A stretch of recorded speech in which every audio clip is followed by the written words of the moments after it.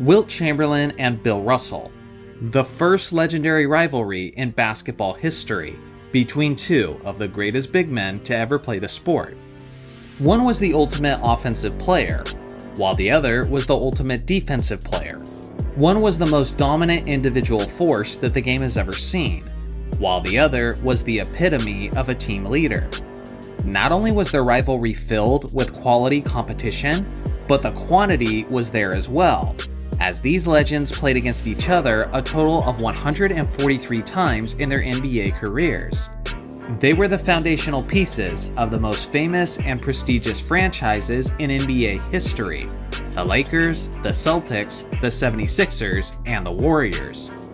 Wilt and Bill are not only in the conversation of the greatest big men of all time, but they also may be the most impressive athletic specimens that the game has ever seen. One was 7 foot 1 inches tall, while the other was 6'10". Yet both had the speed and leaping ability to rival some of the most explosive guards of all time. Despite the limited footage of the 1960s, there's a highlight of Bill jumping clear over a defensive player. And there's multiple highlights of Wilt Chamberlain blocking shots that appear as high as the top of the backboard. Both were world-class track athletes, as Russell at one point ranked as the second highest leaper in the United States. And on the other hand, Wilt Chamberlain had displays of physical strength in the gym that left even Arnold Schwarzenegger dumbfounded. Conventional wisdom would tell you that two of the most impressive athletes in human history should not be born into 6'10 and 7'1 bodies, playing in the same era and competing against one another for the most famous brands in basketball. But that's exactly how their fates unfolded. At times, it looked as if they wanted to destroy each other, as they appeared to be enemies in every sense. But over time, what blossomed was a beautiful friendship, rich with stories and memories of their glory days. The rivalry of Wilt Chamberlain and Bill Russell was not just great for basketball, but it was the representation and the embodiment of what makes the game so special. The competition, the intensity, the sportsmanship, and the jaw-dropping feats of athleticism. This was where amazing happened, and it's unlikely that the league will ever see a rivalry quite like it ever again. The NBA has a deep and rich history filled with many great players and with many all-time great performances. With that being said, some of the most impressive performances to ever take place have become lost through the passing of time. For example, many incredible performances weren't even caught on film prior to the NBA merger in 1976. For goodness sake, the highest scoring performance in NBA history was done by Wilt Chamberlain in Hershey, Pennsylvania in 1962. On that night, Wilt scored a jaw-dropping 100 points on 36 of 63 shooting. Unfortunately, the only people who were ever able to witness that performance with their own eyes was the few thousand people in attendance that day. This game was never caught on film. The closest thing we have is a radio broadcast. Now beyond that, some NBA games are even more mysterious than Wilt's 100-point performance. Prior to the 1974 NBA season, block shots and steals were not officially tracked by statisticians. If you look at NBA.com, Basketball Reference, StatMuse, or whatever page about basketball stats, you'll find nothing related to blocks and steals before the 1974 season. Due to this, we're left to speculate what was possible during that era. There are rumors of legends from the 60s achieving things on the defensive end that would seem utterly impossible by modern-day standards. But unfortunately, there's no way to prove with indisputable evidence that these facts were actually accomplished. Or is there? Maybe, just maybe, there was one man, one trusted source, a source more reliable than any other stat keeper of basketball history. And maybe very few people know about him and his work. As many of you have probably guessed, I know of this man. His name is Harvey Pollock. Harvey was no regular statistician, but rather he was the Michael Jordan of statisticians. Harvey worked in the NBA for a whopping 69 years that spanned from the very birth of the league until his death in 2015. During his remarkable career, Harvey had many different jobs and responsibilities. He was the PR director for the Warriors, he was a writer for the Philadelphia Inquirer, the Associated Press, and the United Press International, and he did all of this while being an official NBA statistician.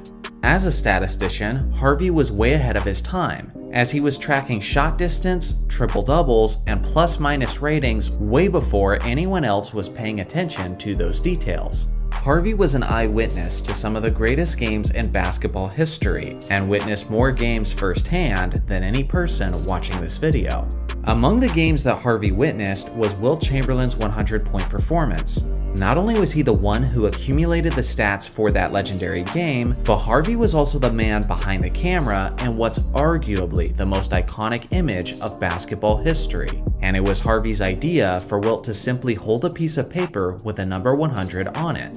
To put it simply, Harvey was a professional and a highly respected individual within the association. This man has more credibility and has a greater impact on the game than just about anyone, and because of this, he was elected to the Hall of Fame. Now this is all cool stuff about Harvey, but at this point, you're probably wondering what I'm getting at in this video. Well, as I mentioned earlier, blocks and steals were not officially tracked until the 73-74 NBA season. But if that decision had been up to Harvey, the league would have been officially tracking those stats much earlier. Harvey understood the immense value of the defensive side of basketball, and because of this, he started his own personal stat keeping of blocks and steals as early as 1959. Obviously, being a statistician for the Philadelphia Warriors and 76ers, he was able to witness the career of Wilt Chamberlain and track his games completely statistically. Not all, but some of his box scores were saved, and are actually available to be viewed online if you know where to look. In total, we have 112 games available from Wilt Chamberlain's career that were tracked by Harvey Pollock. Today, I'm going through some of the most incredible performances in these 112 games. Let's get into it. On January 5th, 1960, against the Lakers, Wilt recorded his first of many triple-doubles involving blocked shots, as he scored 52 points, 20 rebounds, and 10 blocks on 53% shooting. A little over a month later, against Bill Russell and the Celtics, Wilt had 53 points, 29 rebounds, and 11 blocks on 57% shooting. A couple weeks later, he met with the Celtics again, and a rookie Wilt Chamberlain dropped 39 points, 25 rebounds, and 14 blocks on 44%. On November 24th, 1960, Wilt had his famous record-setting rebounding game. In that contest, he scored 34 points, had 55 rebounds, 4 assists, and 8 blocks on 36% shooting. On March 14th, 1962, he had a monstrous triple-double with 34 points, 33 rebounds, 4 assists, and a whopping 20 blocks on 44%. Obviously, his 20 block shots would be an NBA record if those stats were official. A little over a week later, against the Syracuse Nationals in the playoffs, Wilt scored 56 points, 35 rebounds, and 12 blocks on 46% shooting. His 12 blocks would be an NBA playoff record. Next season, against Russell and the Celtics, he scored 43 points, 32 rebounds, and 12 blocks on 44%. On April 11th, 1965, Wilt Chamberlain and Bill Russell had one of the greatest battles in NBA playoff history. In Game 5 of the series, Wilt scored 30 points, 21 rebounds, and 2 blocks on 56%. On the other hand, Bill Russell accumulated 12 points, 28 rebounds, 7 assists, 12 steals, and 3 blocks on 57% shooting. Russell's 12 steals would be a record in a regular season game, let alone an NBA playoff game, which is a record that seems impossible for a center to achieve. But I guess that just adds to his legendary defensive reputation. Let's carry on. On October 23, 1965, against the Pistons, Wilt dropped 53 points, 21 rebounds, and 15 blocks on 84%. A couple months later, against the San Francisco Warriors, he dropped 33 points, 30 rebounds, 8 assists, and 16 blocks on 59%. On November 8, 1966, against the Pistons, he put up 18 points, 24 rebounds, 4 assists, and 17 blocks on 62%. On March 31st, 1967, it was Game 1 of the East Finals against Russell and the Celtics, and Chamberlain exploded for 24 points, 32 rebounds, 13 assists, and 12 blocks on 69% shooting. If these blocks were officially tracked, Wilt would be the only player to get a quadruple-double in NBA playoff history. What's crazy is that he would go on to get another one that same postseason. On April 16, 1967, in Game 2 of the NBA Finals, Wilt got 10 points, 38 rebounds, 10 assists, and 10 blocks on 40% shooting. He was 2 of 17 from the free throw line though, so hey, at least he sucks at something. On Christmas Day, 1968, against the Phoenix Suns, Wilt scored 15 points, 15 rebounds, 6 assists, and 23 blocks on 75% shooting. His 23 blocks would have broke his own NBA record of 20 blocks. So now, let's look at the 112 games as a whole. In all of Harvey's games where he recorded Wilt's stats, he averaged 8.8 blocks per game. That's nearly 3 times the average of the blocks leader in this past 2023 season. Out of these 112 games, 40 of them were triple-double performances that included block shots. That quadruples the NBA record, which was held by Dikembe Mutombo and Akeem Olajuwon. Speaking of quadruples, Wilt got 3 quadruple-doubles according to Harvey's records. At this point, some of you may be wondering where Wilt's legendary quintuple-double game is. Apparently, this game was also tracked by Harvey, but it isn't archived with these other 112 games. So in a sense, it's an even more unofficial game of these already unofficial games. Although I do think that one actually happened as well. It's easily the most impressive game of Wilt's career, if it is in fact accurate. Regardless, I think this video establishes that Wilt was a freak of nature, and it's gonna take more than removing a few games off his resume to convince me otherwise. To take your own look at Harvey's stats for Wilt Chamberlain's games, I posted a link in the video's description. So what do you guys think? What do Harvey's numbers say about Wilt and the era he played in? Let me know in the comments section below. William Felton Russell, more commonly known as Bill Russell, is one of the most iconic legends of NBA history. He's widely recognized as the game's ultimate winner, as he has more championship rings than any other player of league history with a total of 11.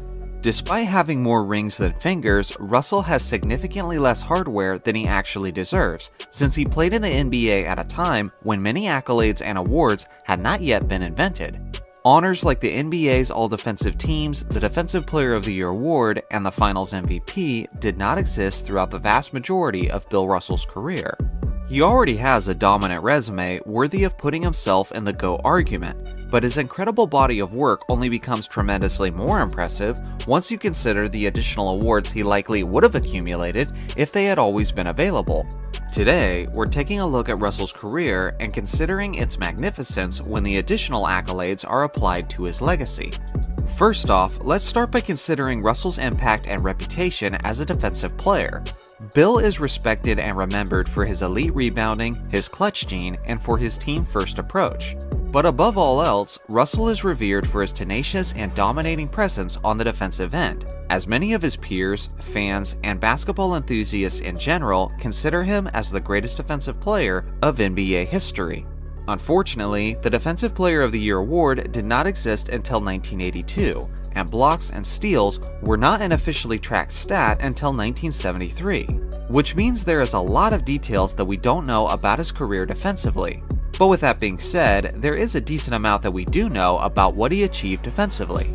Bill played a total of 13 seasons in the NBA, and during that stretch, he led the NBA in defensive win shares in 11 out of those 13 seasons, in some instances even doubling the amount of defensive win shares as the closest competitor.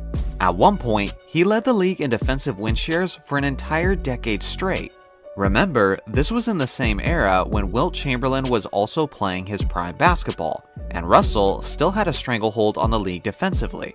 Wilt finished ahead of Bill in defensive win shares in only one season of his career, and more often than not, it wasn't even close in Russell's favor. Not only that, but his defensive presence in the paint was showing up in the results for his team as well, as Russell's Celtics finished as the NBA's #1 ranked defense in 12 out of his 13 seasons in the league. His defensive impact was so strong that his Celtics were able to win the NBA championship on 3 occasions, while simultaneously being the worst team in the league offensively, which they did in 1961, 1963, and 1964. No other team in league history has ever done that. The Celtics also had the best overall record in the entire NBA in 9 out of his 13 seasons. Remember, Bill Russell won 5 league MVP awards, which is the second most in NBA history, and he won those awards mostly as an acknowledgement of his supreme defense, despite being relatively limited offensively. So it's fair to ask, how many accolades do you think he would have got if they were exclusively about his defense? To put it simply, Russell would have absolutely dominated the Defensive Player of the Year award like no one else has in all of history. He played less than 69 games in only one of his 13 seasons, which means he was almost always eligible for the awards. Based on what we know, on the low end, he's winning as few as 8 Defensive Player of the Year awards, and on the high end, he's winning as many as 11. Either way, he's easily the all-time leader in Defensive Player of the Year's 1, as the current record holder is a total of 4 shared by Dikembe Mutombo and Ben Wallace. Even on the low end, Bill would have at least double the amount of DPOYs compared to the closest defender of league history. He's also likely earning a first-team all-defensive spot in anywhere from 9 to 12 seasons of his career. Regardless of whether it's 9, 10, 11, or 12 selections, it's the most in NBA history. If this was all the case, I honestly believe that Bill Russell would stand out more defensively than Michael Jordan or Wilt Chamberlain do offensively, as there would be absolutely no argument about who the greatest defender to ever live was, and it would be laughable to even suggest otherwise. It's important to note that during Bill Russell's era, the awards were actually voted and decided by the players themselves and not by members of the media like it is today. This means that Russell's dominance defensively wasn't only the perception, but it was also the first-hand on-the-court experience of both his teammates and his opponents, which carries even more weight in my humble opinion. One common perception among players and fans of that generation is that Wilt Chamberlain wasn't always giving 100% effort and energy defensively, and would sometimes visibly take nights off when he wasn't feeling as motivated. This was never something that was a concern for Russell. On the contrary, Russell was known to be absolutely obsessive about competing, as he would sometimes build an anxious anticipation in the pregame to the point of vomiting. Russell's all-consuming desire to win undeniably resulted in him giving the most effort possible on the court defensively on a night-to-night basis.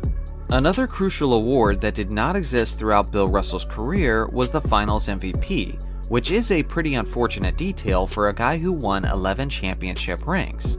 Michael Jordan certainly has an argument, but Bill Russell may just be the ultimate clutch performer, as he has a perfect 10-0 record in deciding 7th games in the postseason, and he was ridiculously productive in those do-or-die games. The NBA Finals as a whole were not much different, as Russell had a knack for performing his best when games mattered most.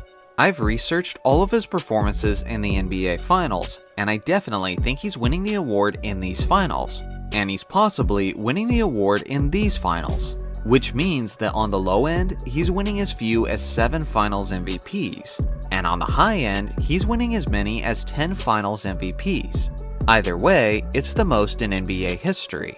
Now that we've analyzed and broke down all of these factors, let's take a look at Russell's complete resume as it should be.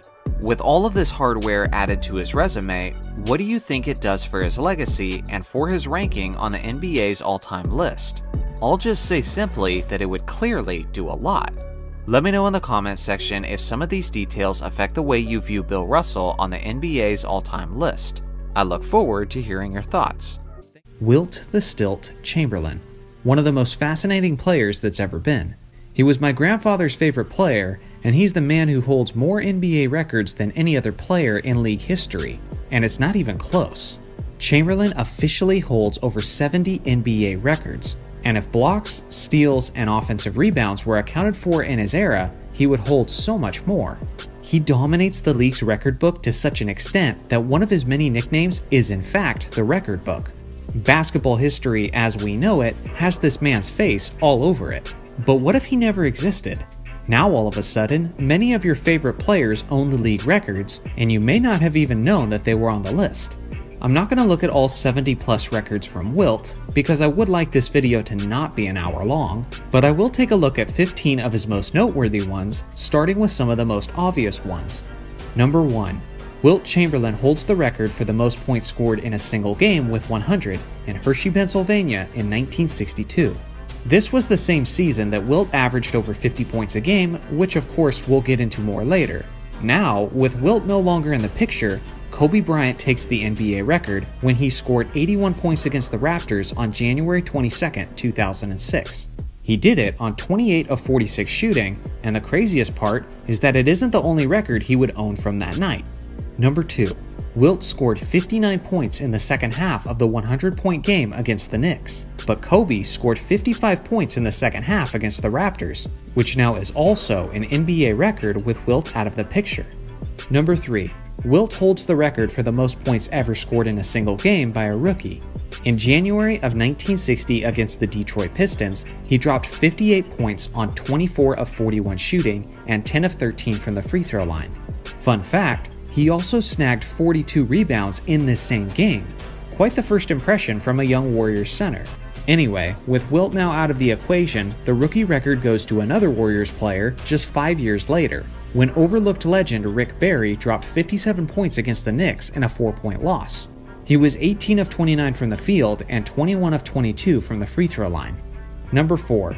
Wilt holds the record for the most total points scored in a single season with 4,029, which was the same season he averaged 50.4 points. Now, the new record holder is the only man who's ever come within 1,000 points of Wilt's 1962 total, which was Michael Jordan in the 86-87 season, where he scored a total of 3,041 points.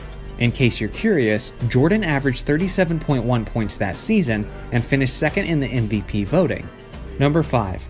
Wilt Chamberlain holds the record for the most 50-point games. Over his career, he had a total of 118 games.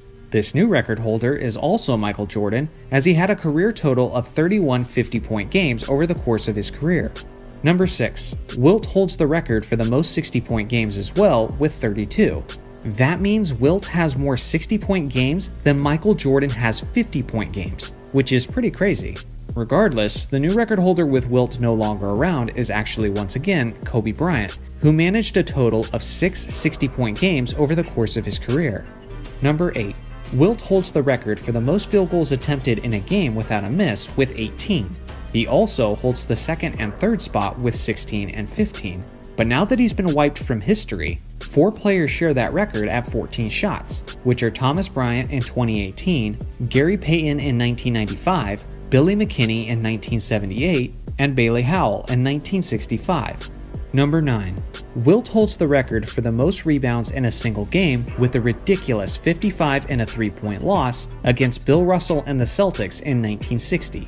The new record-holding performance happened just a couple months later when Bill Russell secured 51 rebounds against the Syracuse Nationals in 1960. Although Wilt was often recognized as the rebounding king throughout the years, it was often a theme for Bill Russell to be not too far behind him. Number 10. Wilt holds the record for the most rebounds in a playoff game with a total of 41, which he accomplished against the Boston Celtics in 1967. Now the new record holder is his good friend and rival, Bill Russell, who managed to get 40 rebounds in a playoff game on 3 separate occasions. Number 11.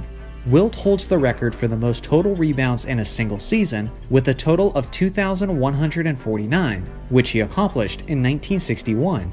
Incredibly, Wilt holds the top 7 seasons in NBA history for the most total rebounds. Now the new record holder is once again Bill Russell, who pulled down 1,930 boards in 1964. Number 12. Wilt holds the record for the highest points per game average for a single season. This came in his legendary 1962 season where he averaged 50.4 points. Now the new official record holder is Michael Jordan, who averaged 37.1 in 1987. Some of you may bring up Elgin Baylor's 1962 season where he averaged 38.3 points. But technically, this season isn't recognized on most lists because he only played 48 games that season, and the minimum to be recognized is often 50 games. Number 13. Wilt has the highest scoring average in a single season by a rookie at 37.6 in 1960. The new record holder is a Hall of Famer who doesn't get talked about enough and may need his own video at some point. The 6'11 center Walt Bellamy averaged 31.6 points in his rookie season as a member of the Chicago Packers in 1962. Number 14. Wilt has the highest assists per game average in a single season by a center when he averaged 8.6 assists in 1968.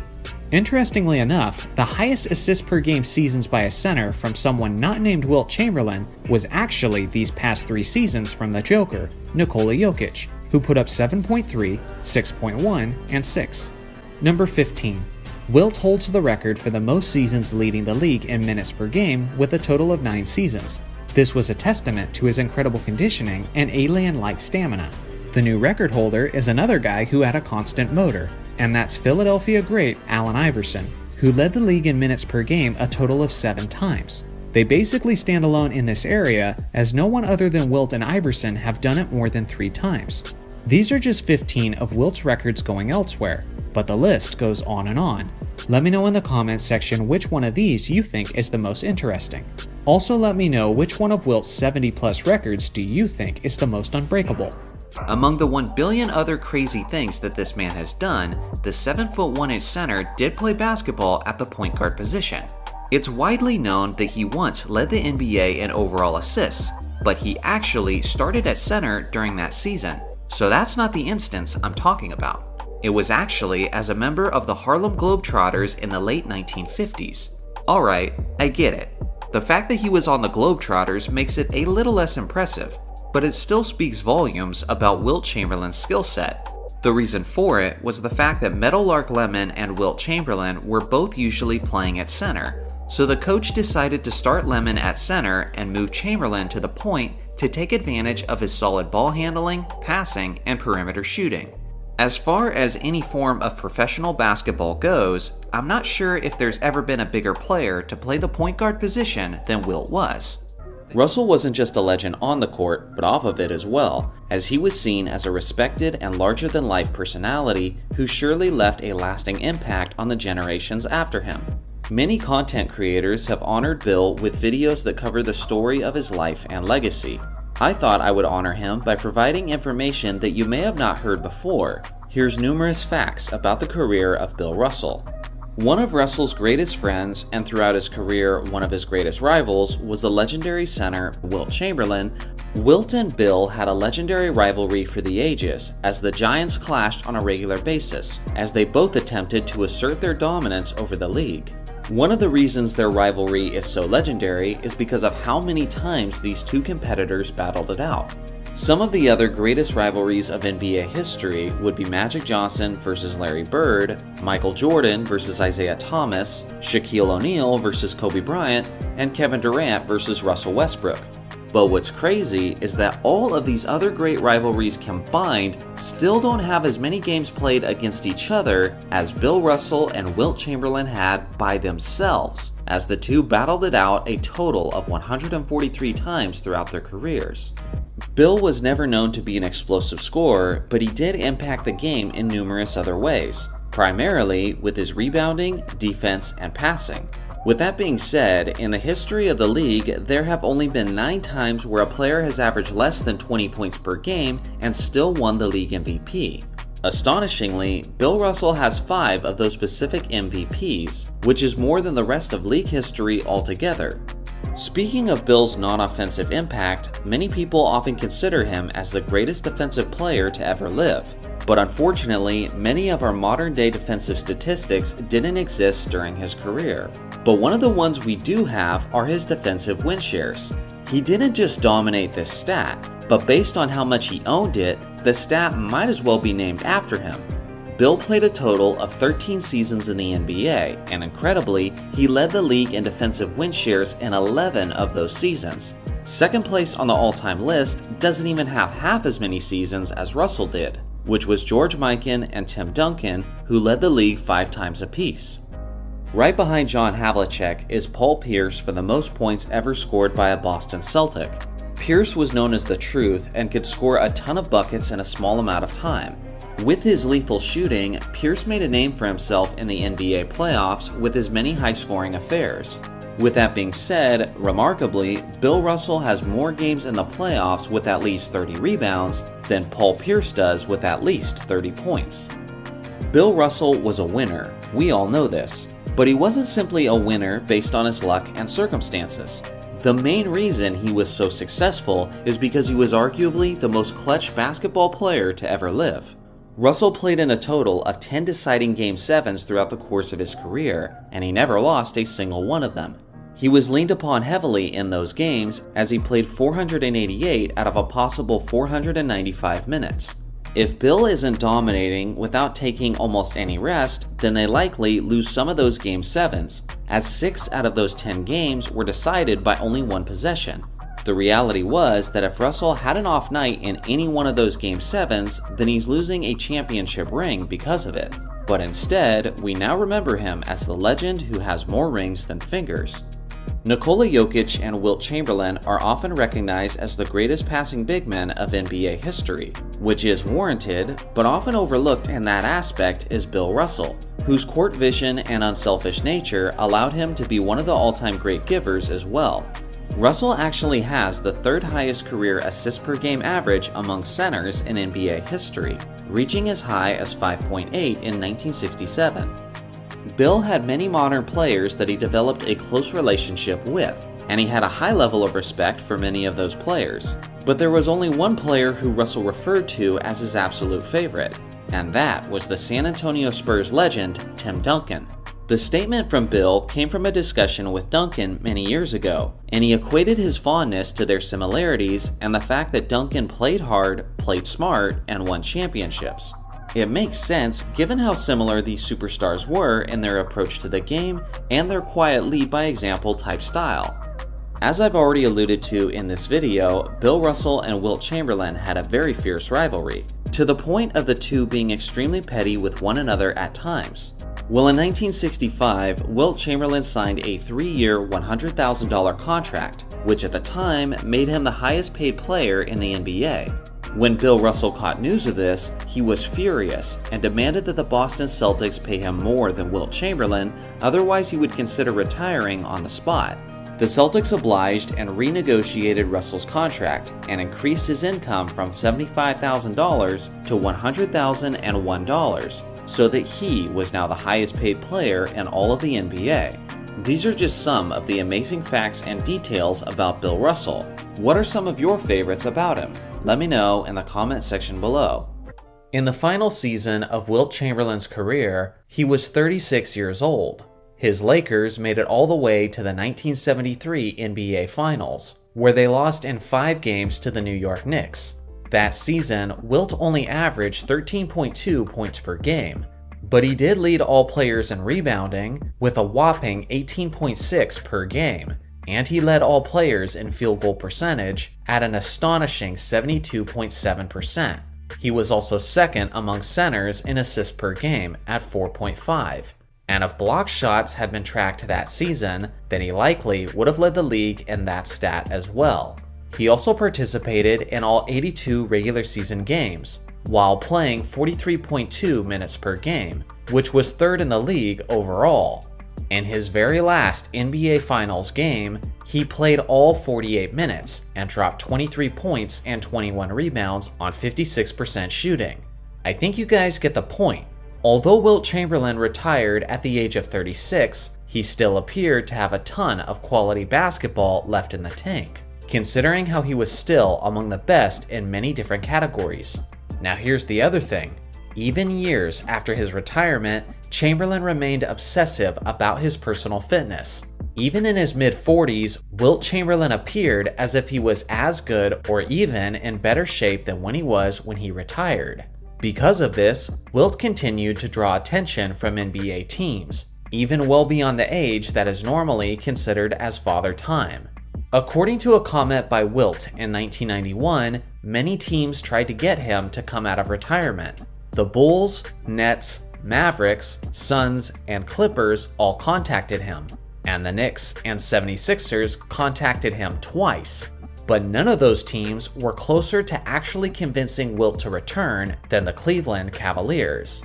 It was the summer of 1979, and the Cavaliers were coming off of a disappointing 30-52 season. But the thing is, they had just hired a new head coach by the name of Stan Albeck. Chamberlain had an existing relationship with Stan, and Wilt had a tremendous amount of respect for him as a leader and a coach. So the idea of joining forces did entice Wilt. Chamberlain also said that he was intrigued by the idea of returning to the NBA because he was already in the Basketball Hall of Fame, and no player has ever played in the NBA while he was already in the Hall of Fame. Wilt Chamberlain would have become the first. According to the Cavaliers owner at the time, he believed they could build a championship team with Wilt Chamberlain as the centerpiece. Discussions were ongoing between Wilt and the Cavs, but unfortunately, these discussions somehow got leaked to the media, and this sloppiness strongly annoyed Wilt, who usually likes to keep these types of discussions behind closed doors. According to Wilt, if he had played on the Cavaliers, he would have focused on rebounding and defense, but he was also focusing on becoming a reliable three-point shooter, which is something that was never possible in his prior playing days. As the proceedings began to become more certain, the Cavs started preparing a 2-year contract for Chamberlain. There was a problem though. When Wilt Chamberlain initially retired in 1973, he still had 1 year left on his contract with the Los Angeles Lakers. So the assumption was that if Wilt wanted to return to the NBA, it was going to have to be in a Lakers uniform. But that's when the Lakers owner Jerry Buss stepped in. Buss said that he would waive any rights he had to Chamberlain if Cleveland wanted to sign him. On November 20th, 1979, Buss said this to the Associated Press: "I think it would be great for the NBA if Wilt were to play, and I do not want to put anything in the way of this happening. I would enjoy seeing him play again, so I'm sure thousands of basketball fans would as well." Now, there were no obstacles. The path was completely clear for Wilt to make a historic return to the NBA, in a situation he would be happy with. In November of 1979, Wilt had a 3-hour meeting with the Cavaliers' upper management, which was soon followed up by a phone call. Afterwards, Cavs management said that they were very confident Wilt was going to sign very soon. But the Cavs found the absolute worst moment to be sloppy yet again. After some time, they were waiting to receive confirmation from Chamberlain, and they were growing impatient. The Cavaliers then sent their general manager to hand-deliver Wilt Chamberlain's contract to his home in Bel Air, California. But the thing is, Wilt wasn't home, so the GM decided to stick the contract in the fence by the gate of his estate. A while later, when Wilt Chamberlain got home, he saw a bunch of papers blown all over his front lawn. Winds had come and made an absolute mess of the contract. Wilt was furious about this and felt extremely disrespected. He then called his friend and the Cavaliers head coach, Stan Albeck, and told him, "Forget it. I can't play for a team that handles its business like that." And just that suddenly, all of the anticipation of Wilt Chamberlain's return to the NBA ended on the spot. We'll never know what Wilt Chamberlain in his mid-40s could have achieved in the NBA. Could he and the Cavs have competed for an NBA championship? Let me know your thoughts in the comments section below. Michael Jordan, Russell Westbrook, and LeBron James. These are some of the names that get consistently brought up whenever there is a discussion about who is the greatest athlete in NBA history.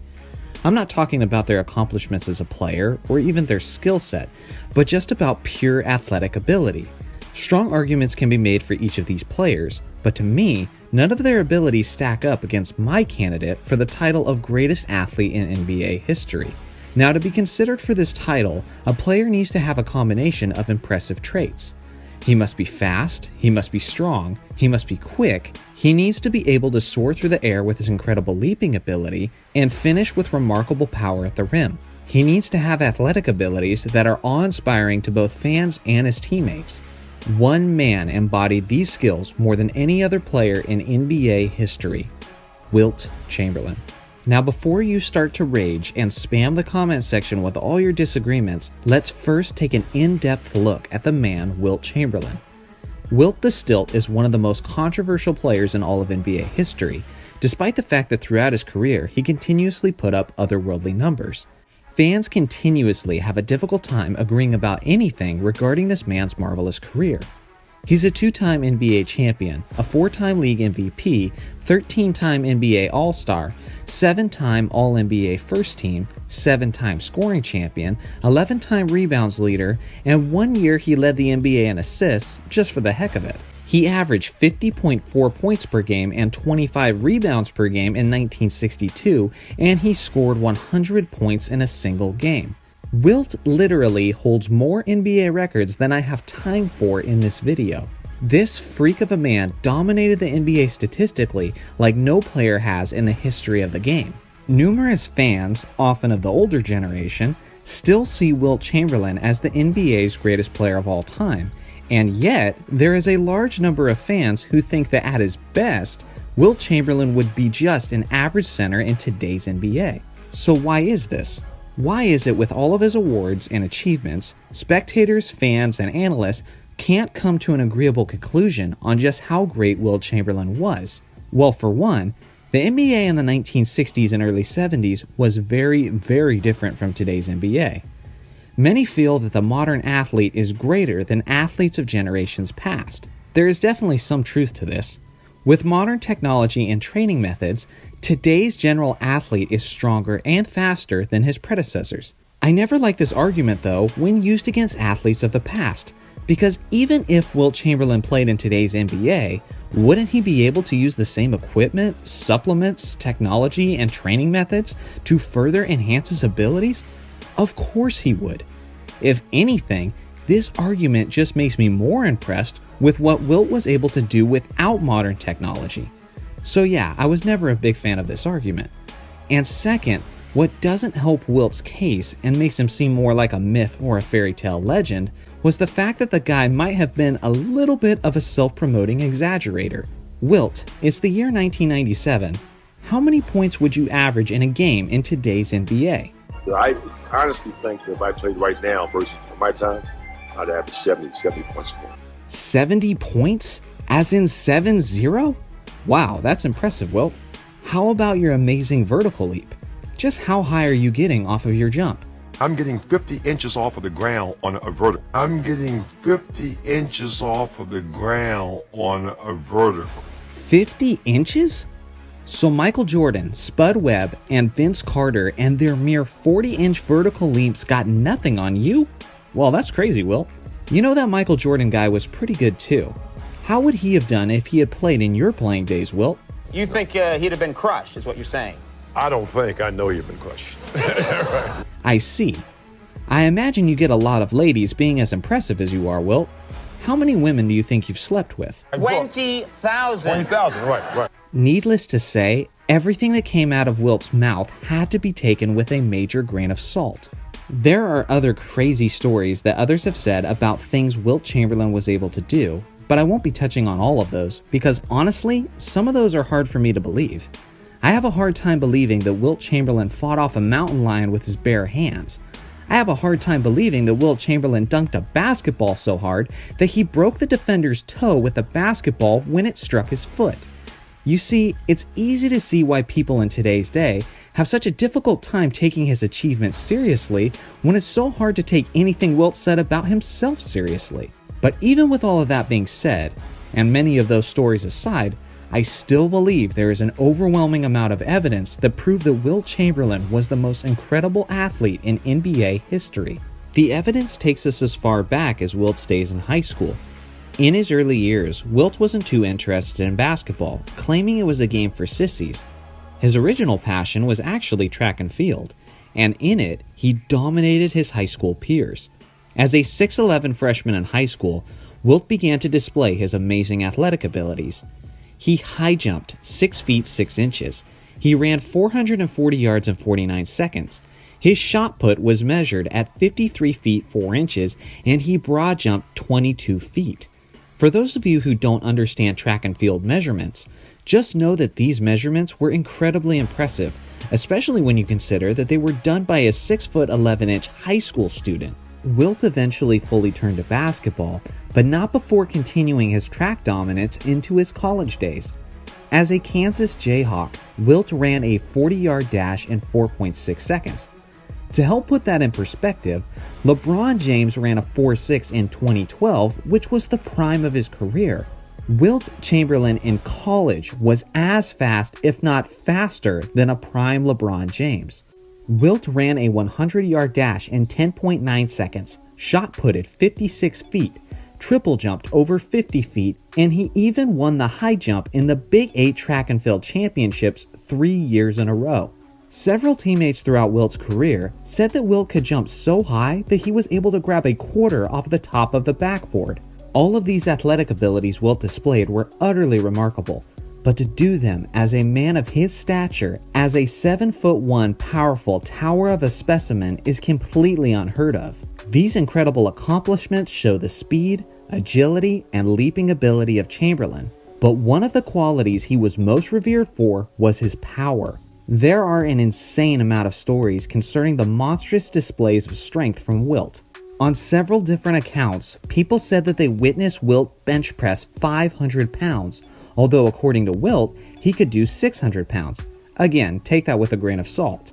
He could deadlift 625 pounds and clean and jerk nearly 400 pounds. Former player and opponent of Wilt, Paul Silas, said this about an interaction with Wilt on the court. All of a sudden, I felt an enormous vice around me.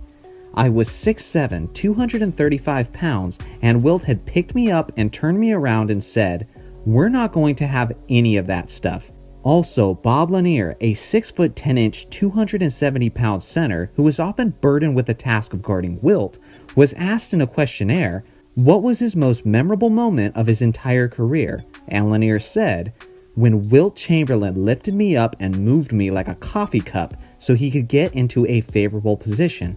One of Wilt's many nicknames was Goliath, and he certainly lived up to it. His astonishing strength, speed, leaping ability, and quickness alone would be enough to give him the title of greatest NBA athlete to ever live. But he had another quality to even further his legend, and that was his unmatched stamina. In today's modern NBA, players take regular breaks throughout games to sustain themselves and preserve some energy for the moments that matter most. In fact, many of the league's premier players have been known to take entire nights off to protect their health and preserve themselves for the playoffs. Many often referred to it as load management. This concept would have been laughable to Wilt Chamberlain, who very rarely needed to take any breathers. For example, in the 1962 NBA season, the same season he averaged 50 points and 25 rebounds, Wilt Chamberlain averaged a staggering 48.5 minutes per game. That's an average of more minutes than there are in a standard 48-minute game. This was possible because of the overtime games he played that season that increased his minutes per game. Once in an 80-game season, Wilt played 79 complete games and didn't rest once. He missed only 8 minutes of the 80th game because he had been ejected by the referee. Other than that, he played every single moment of every game that entire season. Frank McGuire, the once head coach of Wilt Chamberlain, was quoted to say, "When Wilt came in to join the team, I asked him how long he'd like to play, and Wilt said, 'Forever.' I almost fell out of my chair. I said, 'No, Wilt, in a game.' And he said, 'I don't ever want to come out of a game.' And so he didn't." With all of this being said, take a moment to imagine having to guard a player who stood 7'1" tall, who had a 7'8" wingspan, who had speed like LeBron James, power like Shaquille O'Neal, and the ability to leap through the roof like Russell Westbrook. And oh yeah, he never went to the bench. It sounds like you might be burdened with guarding Wilt Chamberlain. To me, easily the most underrated part of Russell's game was his leaping ability. For some reason, everybody talks about the incredible athleticism of Wilt Chamberlain, yet Bill Russell's jaw-dropping ability becomes somewhat of an afterthought. It's quite insane how two of the most athletically gifted centers in NBA history both conveniently played in the 1960s. Some of you may have not seen the clip where Russell is sprinting on a fast break, and then he jumps clear over the opposing defender on his way to converting the basket. This single play is evidence of his world-class leaping ability, and when I say world-class, I'm not being facetious. In 1956, Bill Russell participated in the West Coast Relays high jump competition. In this contest, Bill cleared 6 feet 9.25 inches, which tied him for first place with Charlie Dumas. Russell could have went on to the Olympics that year, but instead, he decided to focus on his basketball career. The man he tied with, Charlie Dumas, went on to win the Olympic gold medal in the high jump competition. Luckily for him, he didn't have the insanely competitive Bill Russell going up against him. At the time, Track and Field News had Russell ranked as the 7th best high jumper in the world, and as the 2nd best high jumper in the United States.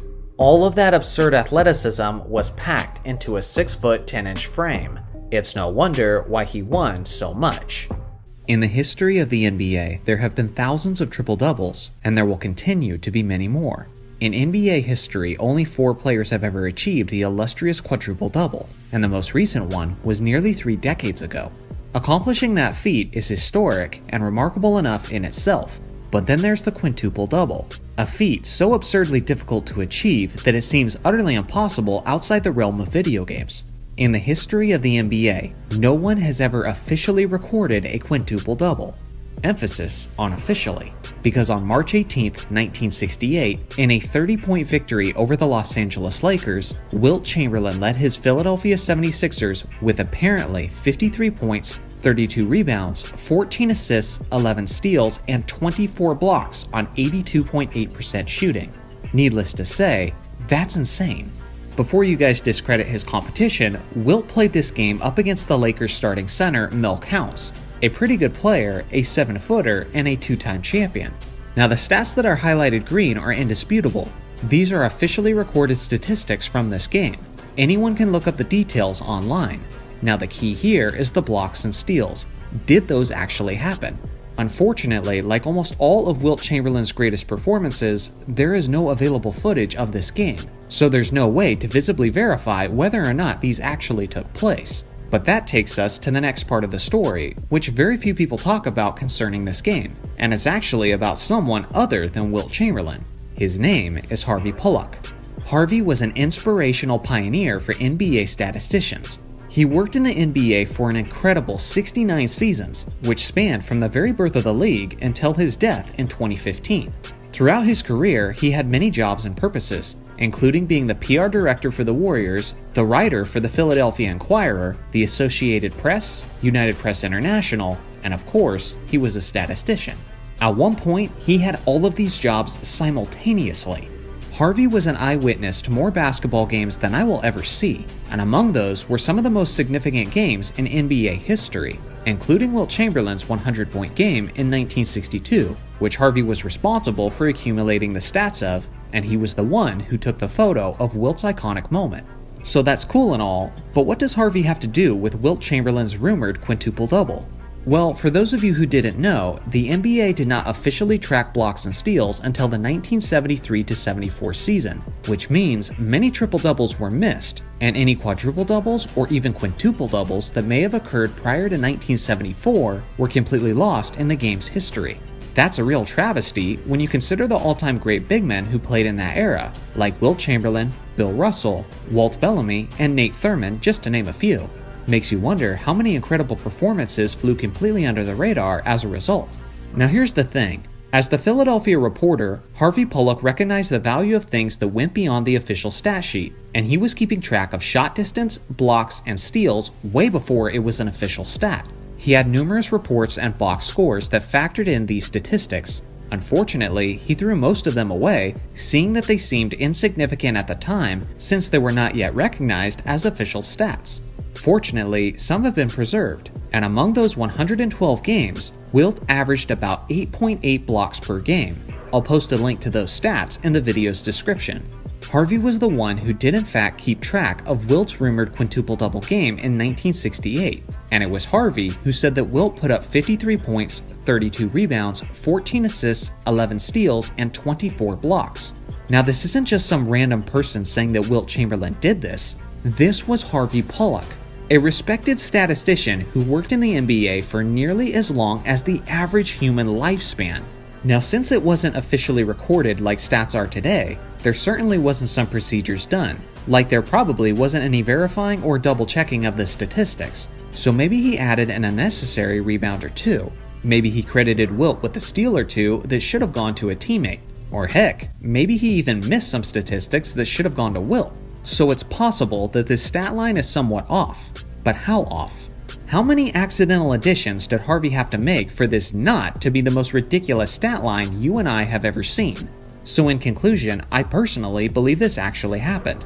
I can't objectively prove beyond a shadow of a doubt that it did in fact happen, but based on the information, I believe there's more reason to believe it did happen than it didn't.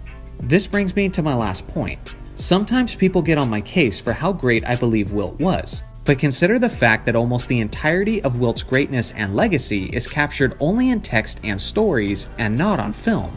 We have less than 1% of Wilt's career available for us to witness on footage. That's just a fraction of his career. Now imagine Michael Jordan's career in hindsight if we had less than 1% of his highlights on film. His 63 in Boston Garden? Gone. His iconic hand switch layup? Gone. The shrug game? Gone. The flu game? Gone as well.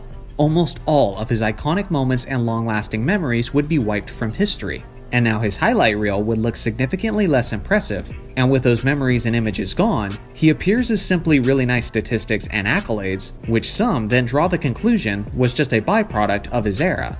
Maybe that even becomes the catalyst for people to say that Michael Jordan was overrated. These are the disadvantages that Wilt Chamberlain has working against him and his legacy. So hopefully, if there's one thing this video accomplished, it's that it gave some of you a greater appreciation for one of the legends of the game. Let me know in the comments section where you rank Wilt Chamberlain on your all-time list. More often than not, it's offensive players who win the MVP awards and who get all of the attention. But make no mistake, the defensive end of the court deserves more credit, as it's literally half of the game. Today, I'm breaking down my list of the top 10 greatest defensive players in NBA history, and let me know in the comments if you agree or disagree with these choices. Before I get into it, let me first explain how my list works. Although defensive accolades are important, they are not the only major factor, as they're given based on the media members voting, which I might not necessarily agree with. The defensive awards also have a lot to do with who they were up against, so obviously, if the competition was stronger, then it's harder to win the award on a yearly basis. And lastly, this list is a combination of peak defensive abilities and longevity. For example, a player like Mark Eaton was one of the greatest rim protectors in his prime, but he had a relatively shorter career. When you compare his 10 seasons of elite defense to Tim Duncan's 19, well then it's obvious who's making the list and who isn't. So without further ado, let's get into it.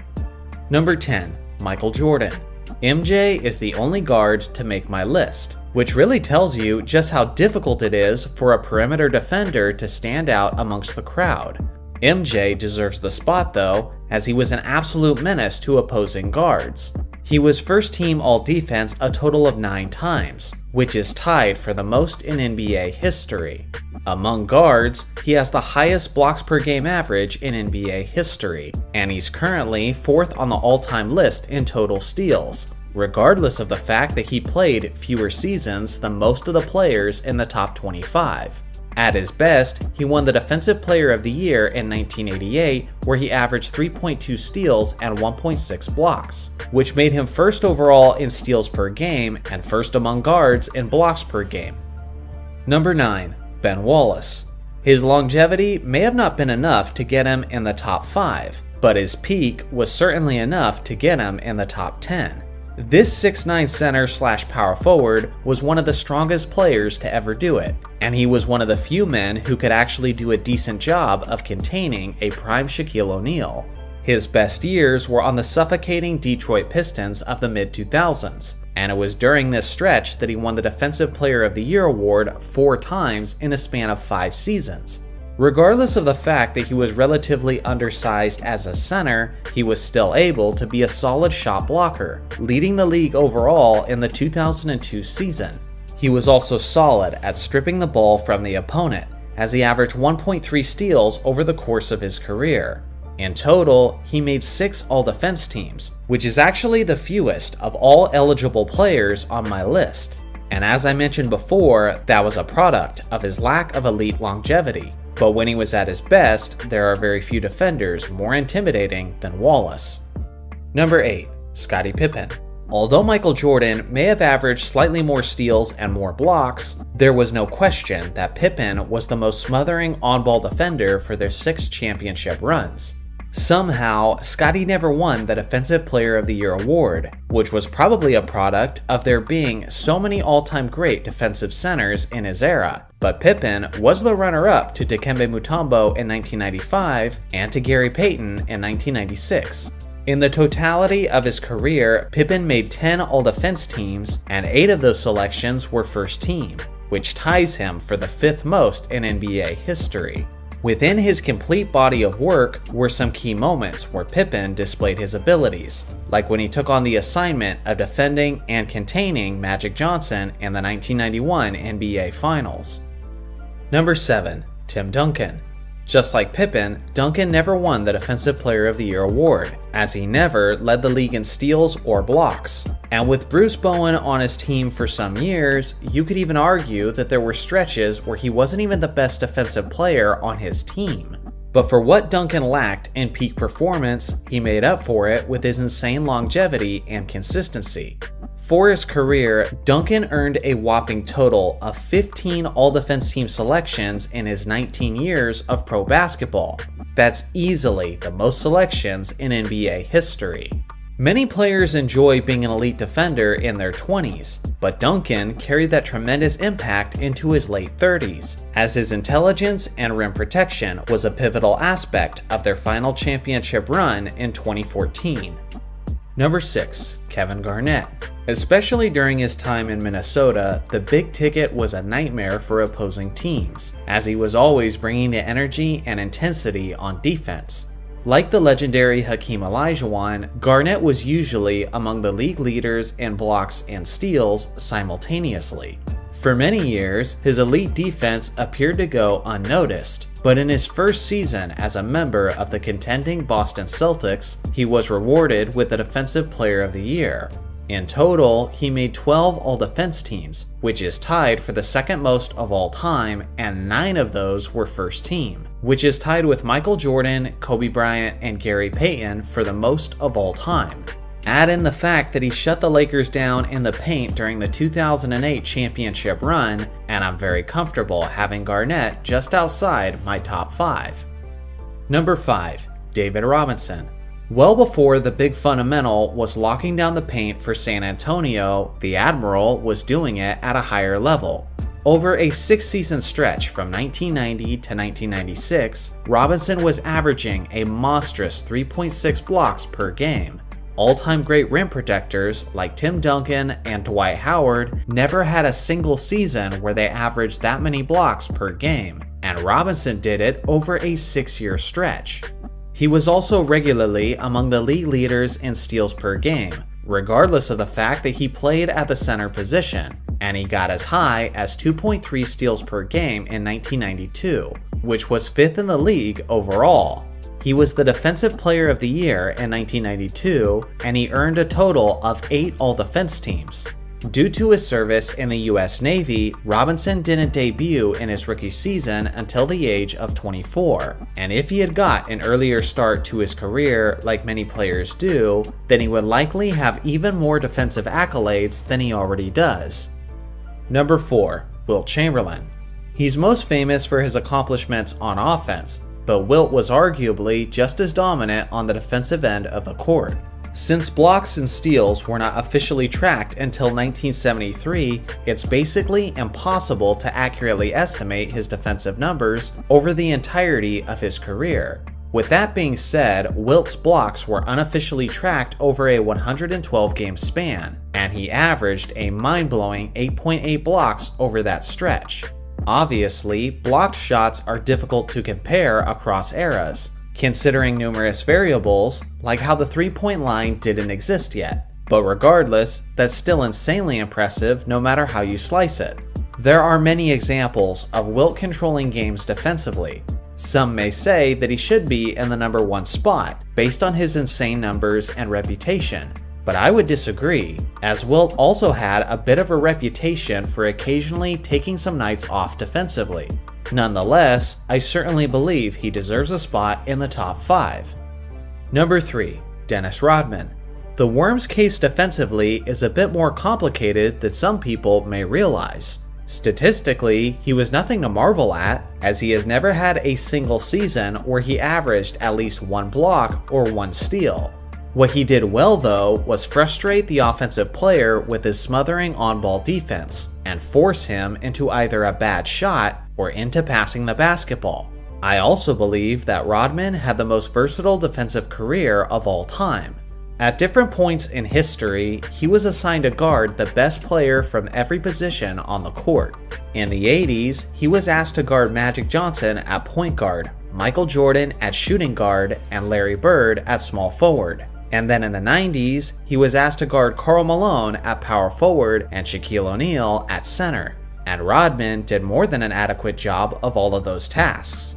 In his career, he made a total of 8 All-Defense teams, and he won the Defensive Player of the Year in back-to-back seasons as a member of the Bad Boy Pistons. Number 2. Hakeem Olajuwon. I've said it once, I'll say it again. The Dream was an absolute nightmare on defense, as he had the length, athleticism, and intelligence to be one of the select few greatest defenders ever. Officially, he's the NBA's all-time leader in blocked shots, and second place isn't even close. On top of that, he's currently 10th on the NBA's all-time list in total steals, which is completely insane for a center.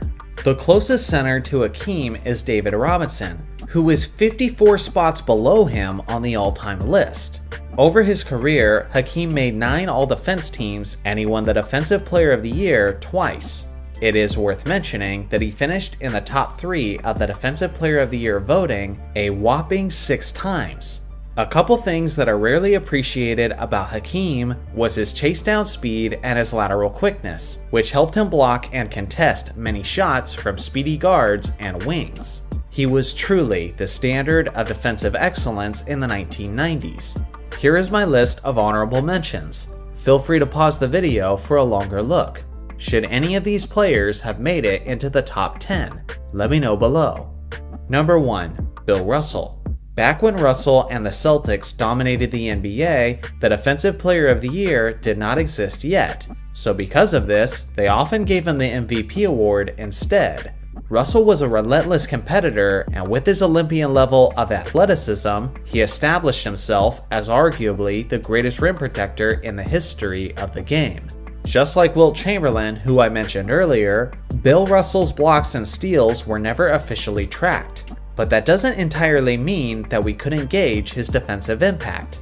In 11 out of his 13 seasons in the NBA, Russell led the league in defensive win shares. That's more than doubled second place, which is George Mikan and Tim Duncan with 5. The most Defensive Player of the Year awards by one player is a total of 4, which is an honor shared by Ben Wallace and Dikembe Mutombo. If that award had existed during Bill Russell's era, then he likely would have at least doubled that total. Bill Russell built a legacy for himself and won 11 championships with defense as his greatest skill set, in the same era that Wilt Chamberlain played in the NBA. If that isn't a strong case for being the greatest defender of all time, then I don't know what is. When we talk about the legend that is Wilt Chamberlain, a lot of divisive topics tend to come up, and one of the most notable ones is how he played an insane amount of minutes. Most famously was his 48.5 minutes per game average in 1962. That's more minutes than there are in a regulation game. This was possible because of the overtime games that he played that season. Other than an instance where he had been ejected by the referee, he played every single minute of the 1961-62 season. I feel like I have an objective view on this topic. For one, obviously Wilt is going to have a statistical advantage by playing the entirety of basketball games. Maybe not in terms of efficiency, but certainly in terms of totals and averages. On the other hand, I do think it's worth giving Wilt credit for having the stamina and conditioning to last all 48 minutes, because if every star could do it while remaining extremely effective, then every superstar would. So hypothetically, what if the greatest players of all time played all 48 minutes just like Wilt Chamberlain did? Assuming they had the stamina to endure that, what kind of numbers and achievements would have been possible? Well, let's dig into it, starting by looking at some of the best seasons of my other 8 GOAT candidates if they played all 48.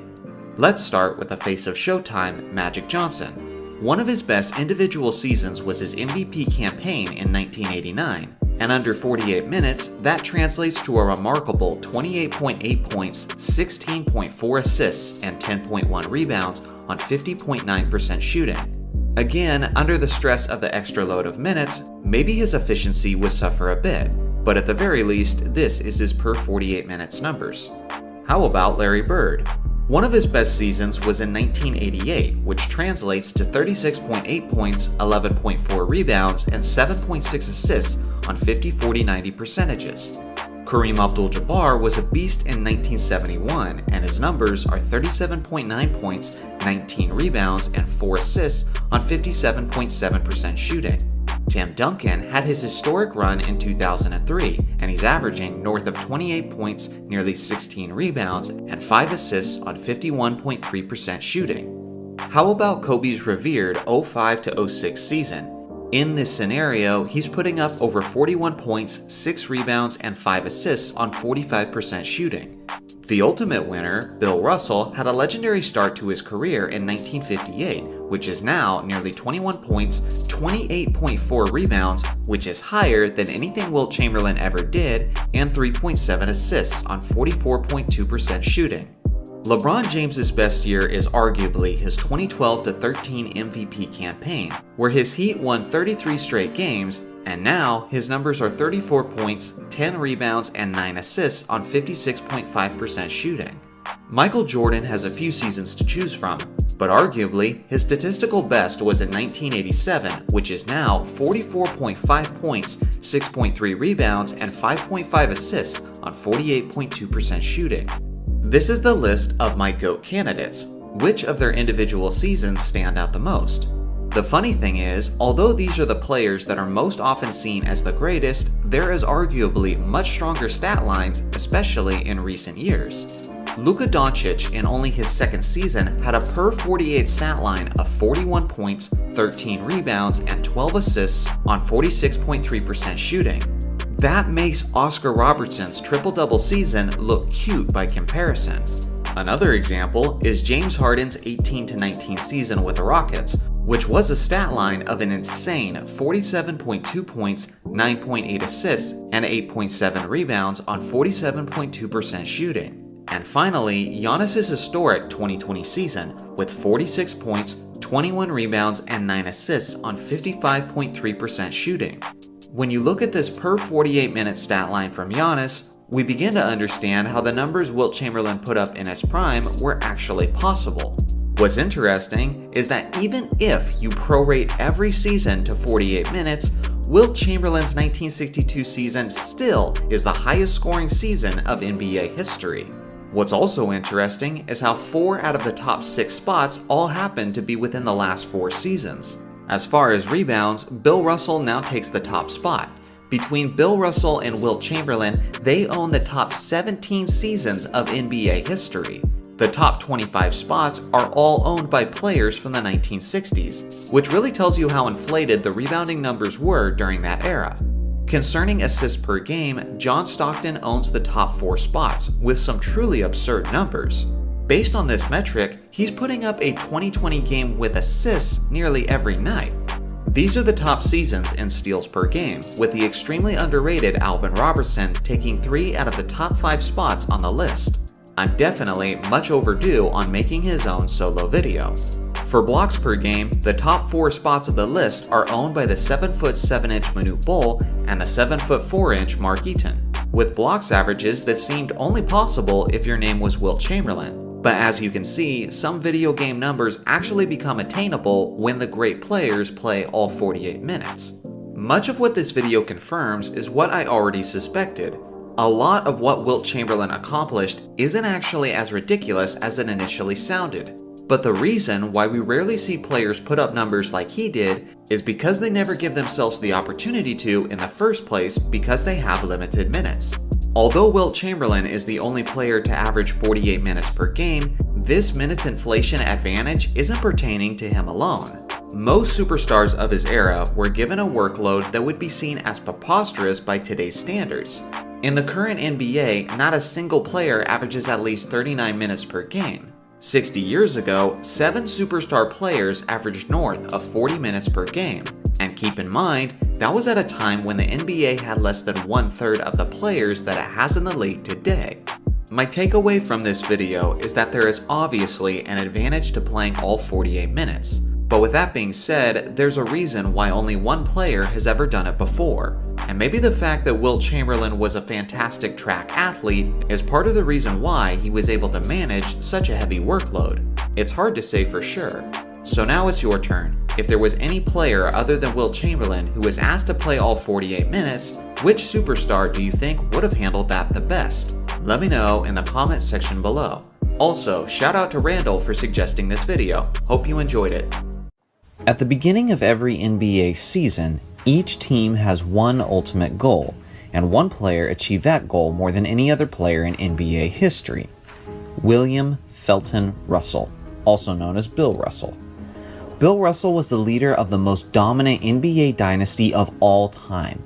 Russell famously led his team to 11 NBA championships and an incredible 8 straight NBA titles. Despite the fact that he was the best player on the most dominant team in NBA history, many still discredit Bill based on the numerous narratives about his game and about the era he played in. Many say he played against weak competition and benefited from the fact that he played in the 1960s. I'll be exposing these narratives, but first, let's take a look at Russell's abilities as an athlete. Many people today think Wilt Chamberlain and Bill Russell dominated as regular big men who just happened to play in the 60s. But what those people fail to realize is that despite the fact that they were 7'1" and 6'10", Russell and Chamberlain were two of the most athletically gifted players in NBA history. For example, Bill Russell might have been the highest leaper in all of NBA history, a vertical leap that is said to be as high as 48 inches. Bill Russell was ranked 7th in the entire world in the high jump in 1956 and 3rd in the USA. When it comes to his leaping ability, he wasn't just superior to all other players in the NBA, but also superior to most of the greatest Olympian athletes all over the world. Bill was also incredibly skilled as a 6'10" center. He had the quickness to take the opponent off the dribble, and he had the ball handling skills to get the rebound and take it coast to coast and finish at the rim. Bill was also one of the greatest passing centers in NBA history. His career high in assists per game for a season was 5.8. When you realize how skilled and how athletic Russell was, it's easy to see why he stood out amongst his peers and won so many championships. As I mentioned in my last video, the idea that Bill Russell and Wilt Chamberlain played against a bunch of short white guys is a full-blown misconception. The average height of the NBA player in Bill's era was 6'6", and today it is 6'7". It wasn't any different at the center position either. Bill Russell did a lot of his all-time great basketball against guys who were actually bigger than him. A 6'10" Bill Russell was often matched up against centers like a 6'11" Walt Bellamy, a 7'3" Swade Halbrook, a 6'11" Ray Felix, a 7' Walter Dukes, a 7' Mel Counts, a 6'11" Nate Thurmond, and of course, the 7' 1" Wilt Chamberlain. Bill Russell's critics also like to bring up how in Bill's era, he played in an NBA with only 8 to 14 teams. Although most youngins today use this to discredit Bill Russell, many actually use this as a point of emphasis for Bill Russell's greatness, and I'll explain how. Less teams meant the greatest players had to face each other more times. In an 80-game regular season, Bill Russell and Wilt Chamberlain would face each other as many as 18 times in a single season, and that's not even including the playoffs. Also imagine if our current NBA was shrunk down to 10 teams. Now have the 20 eliminated teams redistribute their talent to the other 10 teams in the league. Every team would be stacked with star players and rich in depth. This league sounds overpowered and hard to believe, but in reality, this was the type of league Bill Russell dominated in the late 50s and 1960s. With so few teams and such a small concentration for the NBA's talent, Rosters were loaded, and many capable role players were left without a job in the NBA. Bill once even used this narrative against Michael Jordan while the two were debating their greatness on the golf course. Bill told Jordan that his championship against the Phoenix Suns wouldn't have happened in Bill's era, since a key role player, John Paxson, wouldn't have been there to hit the game-sealing three-point shot, but instead, John Paxson would have been up in the stands, since he wouldn't have been good enough to make the 10-team league. Whether or not the entirety of that statement holds true, you gotta admit, that's a pretty solid shot for Bill to take at Jordan. Russell dominated a legitimate era of NBA basketball against men who stood taller, using his athleticism, high basketball IQ, and team style of play. To go along with his 11 NBA titles, he has 5 MVP awards. He was an all-star every single season except his rookie year, and he has an absurd 22.5 career average for rebounds per game. If the Defensive Player of the Year award had been given in Bill Russell's day, many believe Bill Russell would have won the award more times than any other player in NBA history. Not only was he a terrific rim protector and a shot-blocking machine, but no matter who he was guarding, including Wilt Chamberlain, Bill would regularly hold his opponent far below his usual production. On top of all of that, Russell accomplished something that the other GOAT candidates never did. After Red Auerbach retired, Russell was actually appointed as the head coach of the Boston Celtics in 1966 while he was still playing. Bill went on to lead the Celtics to win 2 championships in the 3 years that he was the player coach of the team, which were also his final 2 seasons in the league. Just imagine in today's day if a contending team had a head coaching vacancy, and instead of hiring a new coach, they announced they're making a player their coach. For example, imagine if Steve Kerr left his coaching spot and then Steph Curry became the new head coach and led the Warriors to multiple championships as their coach, their leader, and as their best player. That stuff would be legendary, but that's exactly what Bill Russell did, and it's a travesty that it's so rarely mentioned. Bill's marvelous career was also full of legendary moments and clutch performances, like in the 1968 season when he led his Celtics to come back from a 3-1 deficit in the playoffs to win the championship before LeBron made it cool. How about when Bill Russell dropped 30 points and 40 rebounds in Game 7 of the 1962 NBA Finals to clinch a close overtime victory? To us youngins who didn't live to see it, we just know about the 11 championships, but don't remember all the details. The reality is, Russell was a clutch performer who came through for his team when it mattered most over and over again.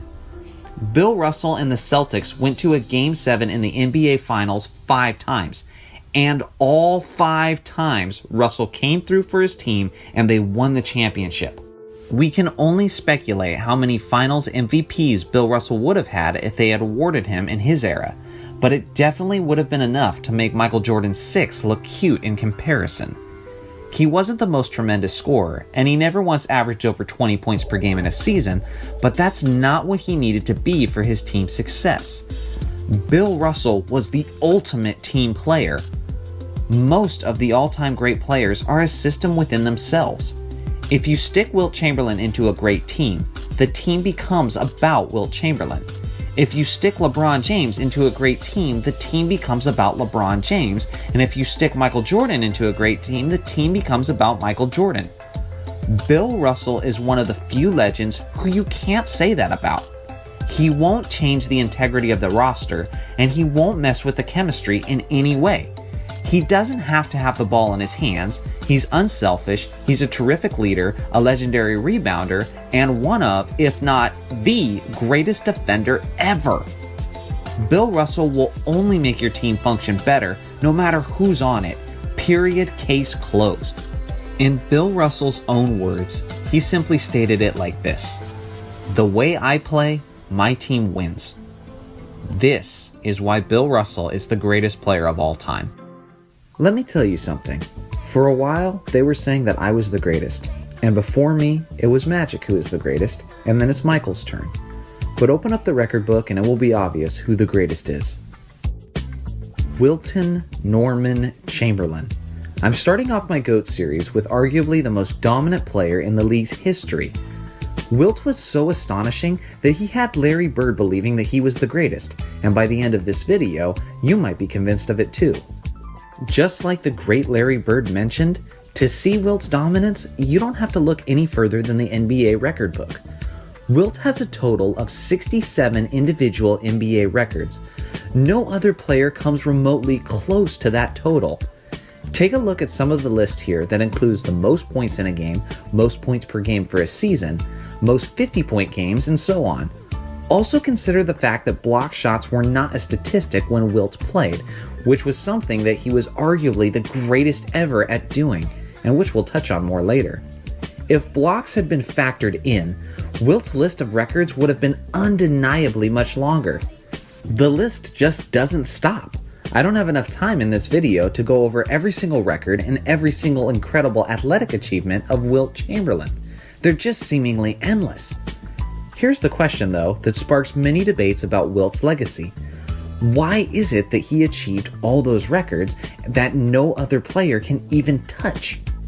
Personally, I believe it was a combination of several things. First and foremost, as far as abilities are concerned, Wilt was arguably the greatest athlete in human history. He was basically a demigod. The man stood 7 foot 1 inches tall with a 7 foot 8 inch wingspan.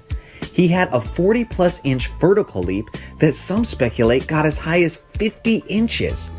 He was a high jump champion in college, he was a long jump athlete, and he had insane speed. Wilt once ran a 40-yard dash in 4.6 seconds, and according to eyewitnesses, Wilt was apparently barefoot in that sprint. To put that in perspective, LeBron James ran a 4.6 in 2012, which was the prime of his career. LeBron also wasn't barefoot in that sprint. At an event, Wilt and Jim Brown challenged each other to a foot race. For those who don't know, Jim Brown is considered by many as the greatest running back in NFL history. His job in the NFL was to run with the football, and he was the best to ever do it. According to eyewitnesses, Wilt Chamberlain beat him comfortably in a foot race. Jim Brown, obviously frustrated by the outcome, challenged Wilt to a rematch. Wilt obliged, and he beat him in a foot race a second time. Wilt was also freakishly strong, and actually had Arnold Schwarzenegger's seal of approval as the strongest NBA player to ever live. During the filming of their movie together, Wilt and Arnold would constantly hit the gym together, and what Arnold explained was that Wilt would come into the gym and kill it in the weight room to such an extent that all of the weightlifting his bodybuilding peers were doing looked like child's play compared to Wilt Chamberlain. He could bench press up to 550 pounds among countless other jaw-dropping feats of strength. Wilt was also the gold standard of stamina. In the 1962 season, Wilt averaged 48.5 minutes per game. That's more minutes than there are in a complete game. That was possible because of the overtime games that Wilt had played that year. The only instance where Wilt took a rest during that season was a game where he had been ejected by the referee. Other than that single instance, Wilt Chamberlain played the entire NBA season without needing a single rest. So in summary, Wilt was huge, he was the baddest, he was the fastest, he was the strongest, and he never stopped. He was essentially a giant NBA 2K character with all the sliders up. He had the physical prowess and abilities to dominate even today's game. When you put all of that together and drop that player into the 1960s, well, it's no wonder he averaged 50 points and 25 rebounds for a season.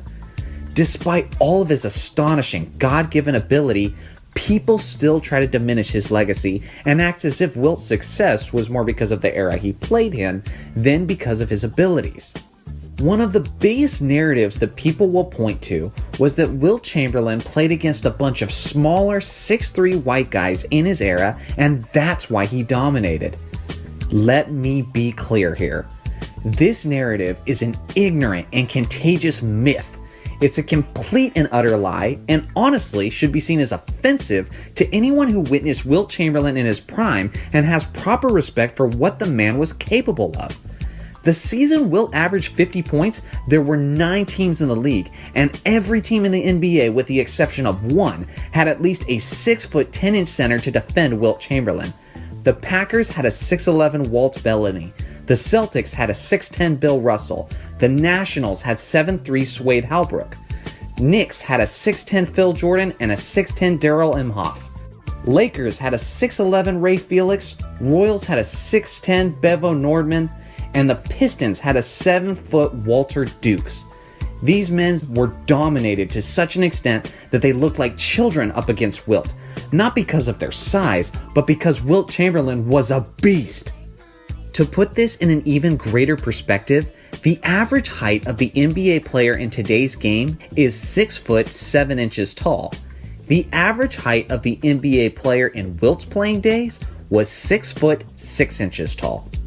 1 inch is the difference between the average NBA player today and the average NBA player in Wilt's era. Yet the cancerous NBA casuals community will have you believing that Wilt Chamberlain did his damage because he played against a bunch of white Kevin Harts.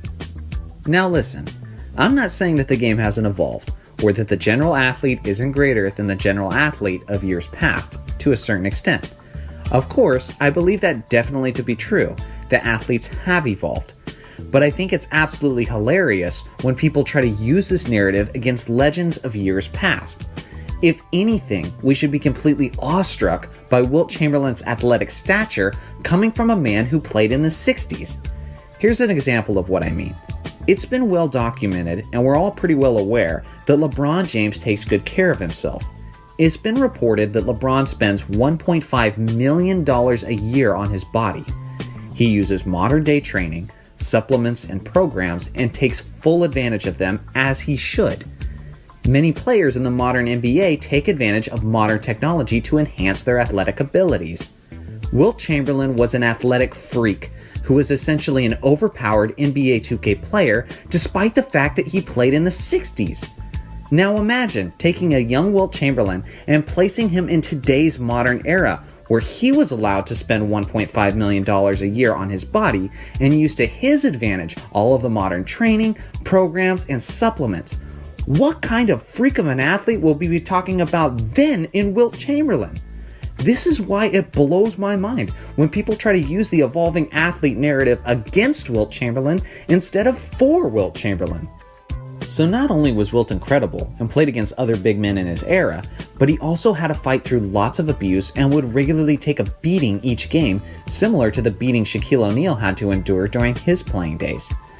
During Wilt's rookie season, he actually shocked many Warriors fans by publicly flirting with the idea of retirement.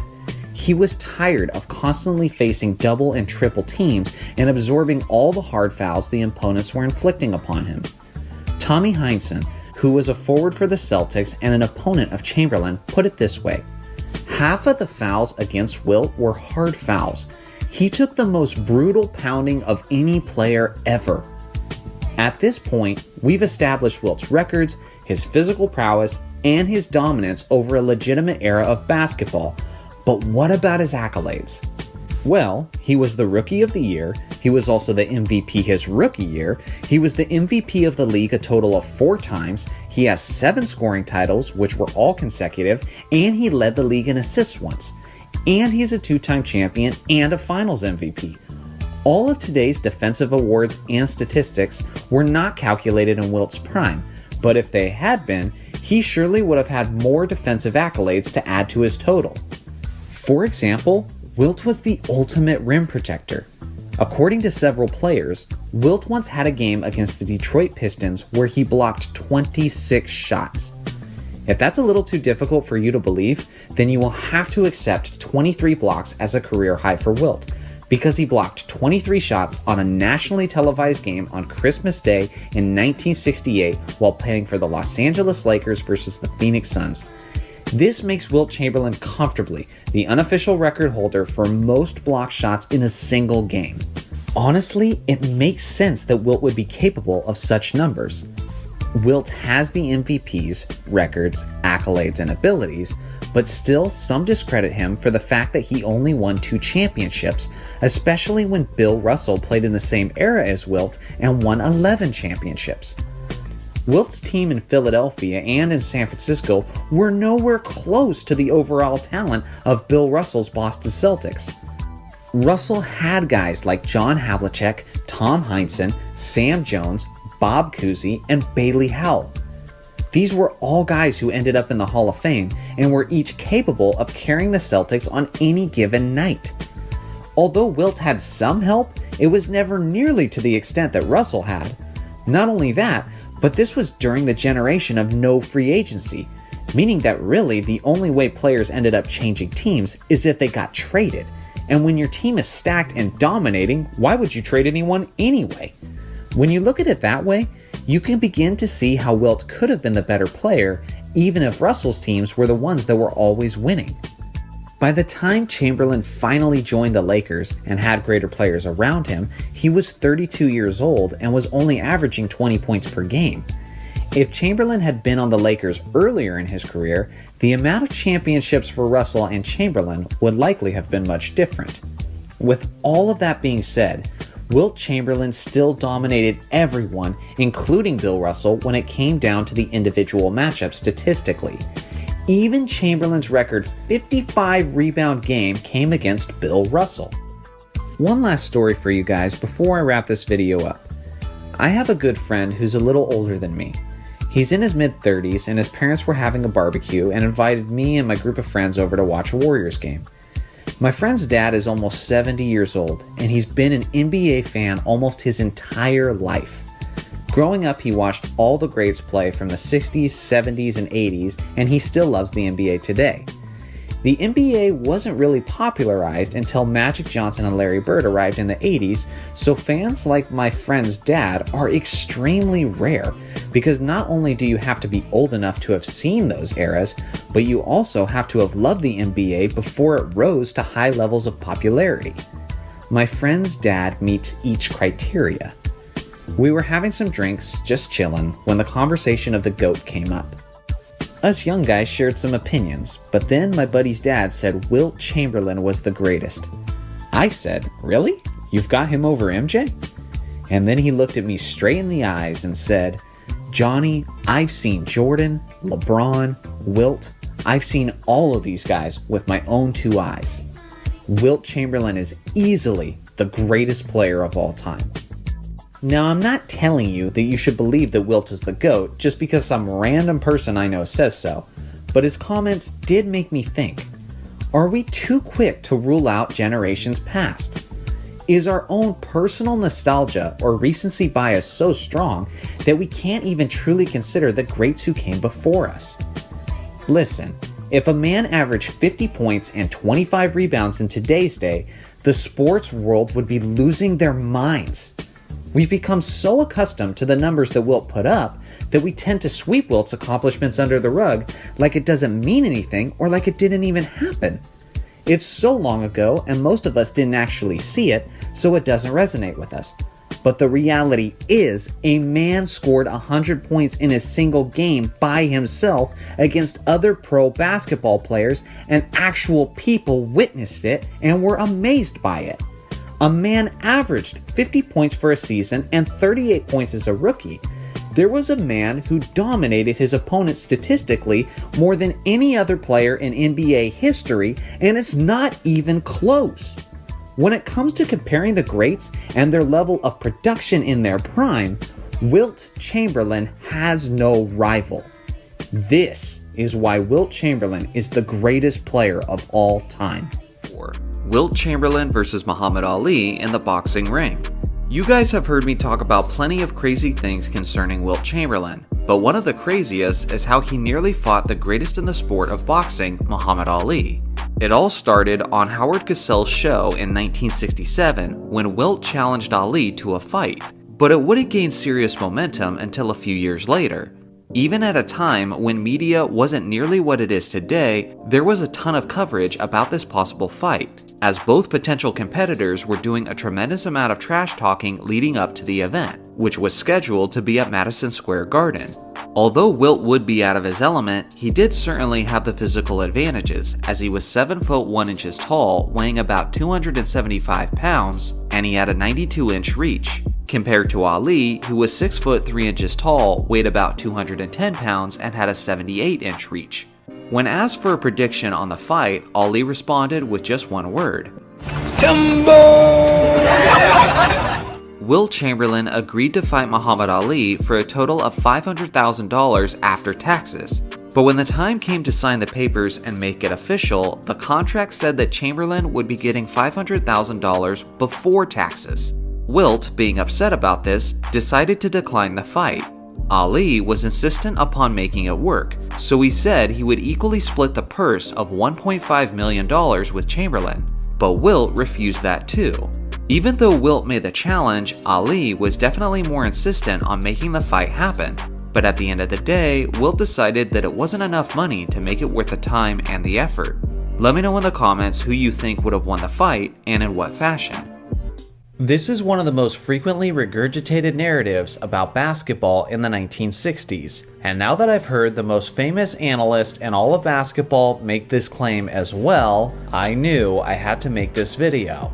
To understand what I'm talking about, go ahead and take a listen. First off, we got to hear Shaq now do this. Shaq is what, the 5th best center in the history of the NBA? Fifth. What? Shaq. What do you mean, what? Who's the 4 ahead of Shaquille O'Neal? Have you lost your damn mind? You want me to name him for you? What? You want me to name him? Sure, go ahead. Go ahead. Kareem. Okay. Wilt.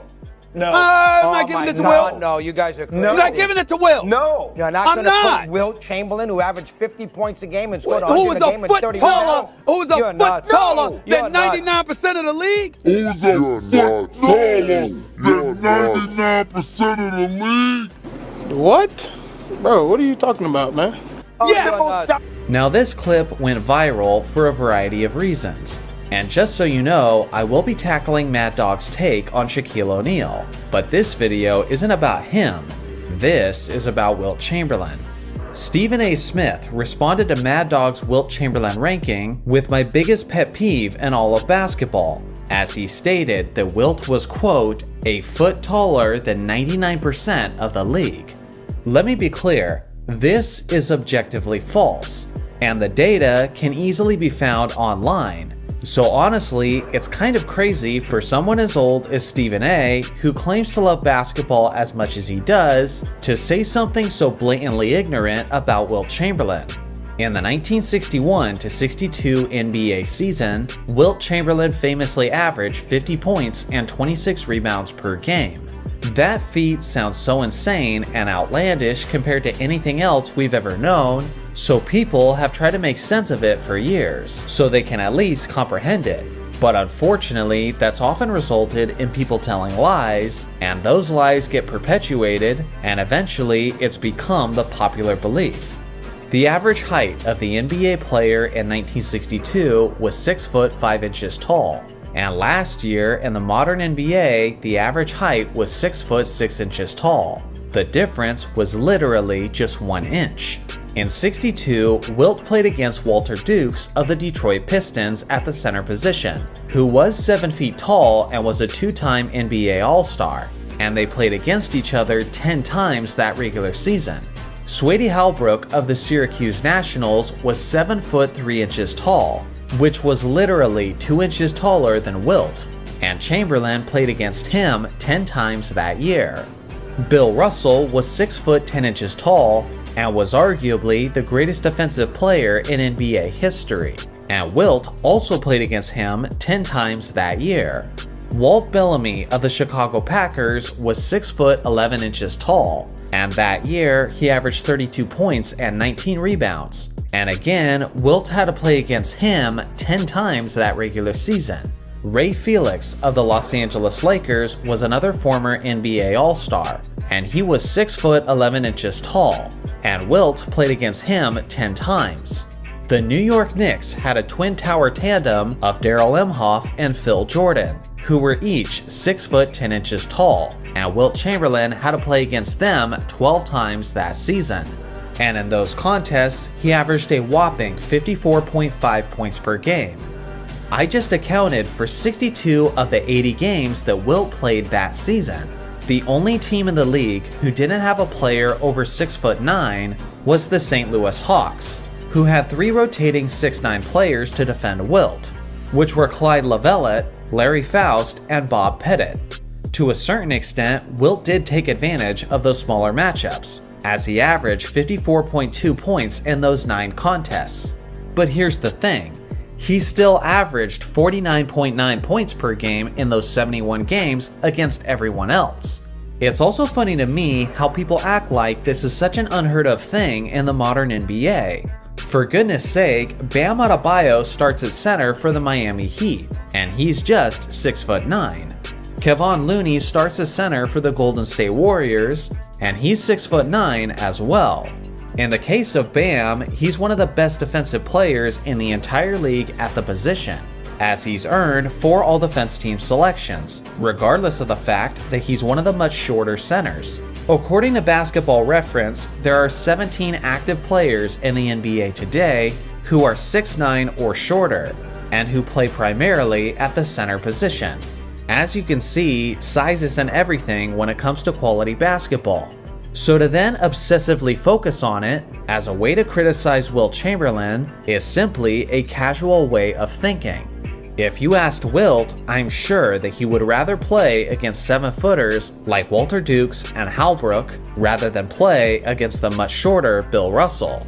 Now before some of you get triggered in the comments, you need to understand the purpose of this video. If you want to talk about how offense and rebounding were inflated in Wilt's era, then we can have that conversation and I'm willing to listen. If you want to talk about the general difference in athleticism between the modern players and the players of the 60s, then I'm willing to have that conversation. If you want to talk about how the game is more global now, which enriches the talent pool of the NBA, then I'm willing to have that talk. But what I'm not willing to accept is people claiming that Wilt took advantage of defenders a foot shorter than him, because that is simply a lie, and it reveals that the person making the argument is either doing it in bad faith, or they're just extremely ignorant about basketball history. Again, it's a short and sweet video, but it has to be said, as too many young fans still believe that Wilt took advantage of 6'4" centers, which simply isn't the case. This man had nicknames like Goliath and the Record Book for a good reason. He regularly had all-around performances that resulted in video game stat lines. The only reason why they don't blow our minds when we hear them is because we've already heard them so many times. Now concerning Wilt's greatest games, he has many, but some are so insane that they demand all the attention and overshadow the others as a result. Everyone knows about his 100 points in 1962, his incredible quintuple-double game, his 55 rebound game against Bill Russell, and even his 78 point and 43 rebound game against Elgin Baylor and the Lakers. The thing is, Wilt has some other incredible performances that if they were achieved by literally anyone else, they would be immortalized in basketball history. But because it was Wilt that did it, it was just seen as another night and has flown under the radar. Today, we're diving into some of those games as we appreciate the greatest games from Wilt that no one talks about. First off, January 13th, 1962, when Wilt Chamberlain's Philadelphia Warriors defeated Walt Bellamy and the Chicago Packers 135-117. Wilt played all 48 minutes and dropped a ridiculous 73 points and 36 rebounds on 60.4% shooting. Wilt clearly only had one thing on his mind this night, as he didn't record a single assist. January 25th, 1960, when Wilt Chamberlain's Philadelphia Warriors defeated the Detroit Pistons 127-117. This was Chamberlain's rookie season and he was still in his early 20s, but despite being the new kid on the block, he still dominated on a historic level, with 58 points, 42 rebounds, and 4 assists on 58.5% shooting. His 58 points is still the most points ever scored by a rookie in a single game, and his 42 rebounds is also the most by a rookie, with the exception of 3 other nights that eclipsed this total during that same rookie season. On February 9th, 1969, Wilt Chamberlain's Los Angeles Lakers defeated the Phoenix Suns as he poured in 66 points, 27 rebounds, and 4 assists. Incredibly, he made 29 out of his 35 shots, which is a field goal percentage of 82.9%. In terms of field goal percentage, this is still the most efficient scoring performance in NBA history by a player with at least 60 points. This remarkable performance came pretty late in his career, as it was not only his last 60-point game, but it was even his last 50-point game that he would ever have. On February 2, 1968, Wilt's 76ers defeated the Detroit Pistons 131-121, and he didn't just have a triple-double on this night, but he actually got 2 triple-doubles worth in the same game, as he put up 22 points, 25 rebounds, and 21 assists on 69.2% shooting. To this day, Wilt and Russell Westbrook are the only 2 players in league history to achieve the 20-20-20 triple-double.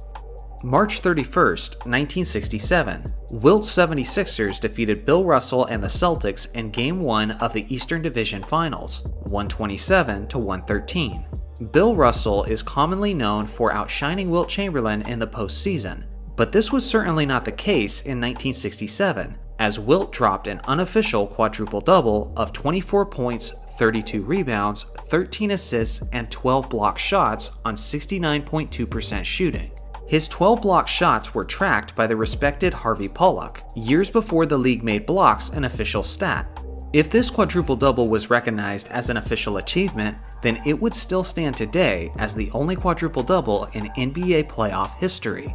And the fact that it came against arguably the greatest defender ever only makes it more impressive. On February 24, 1967, Wilt's 76ers defeated the Baltimore Bullets 149-118. On this night, Wilt had one of the greatest triple-doubles of all time, as he dropped 42 points, 30 rebounds, and 10 assists on 100% shooting. Yup, you heard me correctly. He didn't miss any of his 18 shot attempts, which is the most shots ever taken without a miss. It's unfortunate that we don't have his blocks numbers from this game, otherwise this stupid stat line would look even stupider. October 23, 1965, Wilt's 76ers defeated the Detroit Pistons 120-103. It was another insanely efficient night for Wilt, as he unofficially dropped 53 points, 21 rebounds, 2 assists, and 15 blocks on 84% shooting. The only unofficial part of Wilt's stat line is the block shots, which were once again tracked by Harvey Pollock. With the blocks, it's one of the greatest two-way performances of all time, and without them, it's still pretty darn incredible. February 25, 1962. In the only loss on the list, Wilt's Warriors were defeated by the New York Knicks 149-135. On this evening, Chamberlain put up 67 points, 21 rebounds, and 1 assist on 65.8% shooting. Now this game by itself is incredible, but what's most significant about this performance is that it was the beginning of an incredible streak. Other than Wilt Chamberlain, no player in NBA history has ever scored at least 60 points in back-to-back games. Starting with this game, Wilt did this in 4 straight games, and the 4th game was 100 points. Unfortunately, Wilt really disappointed everyone when the streak ended in the 5th game, where he had an off night and scored only 58 points. The craziest part about this list is that there's so many games that didn't make the cut, and I could easily do a part 2 and a part 3. And to think that some people have the audacity to say that this man isn't in the top 10. In the last few years, it's become incredibly popular to talk about times where a player was offended, and then he went out and did something remarkable on the court in response. 2 of the most obvious players you hear this frequently about are Michael Jordan and Kobe Bryant. With that being said, players have been taking things personally and using it as motivation, going all the way back to the early days of the league. Today, I have a story about the greatest winner in NBA history, in an instance where he took something personally and went out and achieved history in response. Now, as most of us all know, Bill Russell has more rings than fingers, as he won 11 championships throughout his NBA career. His Celtics dominated the 1960s like no team has ever dominated the league before or since. At one point, Boston had won 8 consecutive NBA titles, as they became the model of excellence within the game of basketball. It's easy to simply look upon that great success on a surface level, and just assume that the Celtics steamrolled the league as juggernauts and were never considered as underdogs during that winning era. But that's actually not the case at all. We pick up our story at the end of the 1967-68 season. It's the NBA Finals between Bill Russell and the Boston Celtics, and Jerry West and Elgin Baylor of the Los Angeles Lakers. Since Bill Russell was drafted, this was the 6th time that the Lakers and Celtics met up in the NBA Finals, and each and every one of those times, the Celtics had won the championship. Boston had an absolute stranglehold on this series, but that didn't mean that it didn't feel like the tides were changing. Although there was a gap between the Celtics and Lakers, the gap was closing, and it was closing fast. Bill Russell was just reaching his mid-30s, and the rumors of his eventual retirement were now fully underway. On the other hand, the Lakers were a much younger team, and their best player, Jerry West, was just reaching the prime of his career. After years of crushing the regular season, regularly finishing around 60 wins, Boston had slowed down a bit, and in the 1967-68 regular season, they finished with a 54-28 record, which was only slightly better than the Lakers' 52-30 record. Heading into the 1968 NBA Finals, people were expecting this matchup to be far more competitive than it typically was, and that's exactly what happened. Bill Russell and the Celtics eventually went on to beat these Lakers in 6 games. But it wasn't an easy 6-game series, as the average margin of victory was only 1.5 points per game. As optimistic as the Lakers felt heading into that postseason, they ultimately left the 68 Finals hanging their heads in failure, as they were now 0-6 against Bill Russell's Celtics. With that being said, their confidence would be restored in that upcoming offseason, and in a powerful way. On July 9th, 1968, the Lakers achieved one of the greatest and most lopsided trades in NBA history. The Lakers had acquired Wilt Chamberlain from the Philadelphia 76ers in exchange for Darrell Imhoff, Archie Clark, and Jerry Chambers. What Los Angeles was adding to their already powerful roster was a superstar center who had just led his team to a championship in 1967. Now the Lakers had star power that absolutely no one could match on paper. Jerry West and Elgin Baylor were each annual MVP contenders, and Wilt Chamberlain was simply the most statistically dominant player in the history of the game. This was the first time in basketball history that a team was widely being referred to as a super team. The Lakers had already believed that they were preparing to take the torch from the Celtics, but now they believed they were going to do it with overwhelming force. In the media, the narrative was that the age of the Celtics was over. The time of the Lakers had come.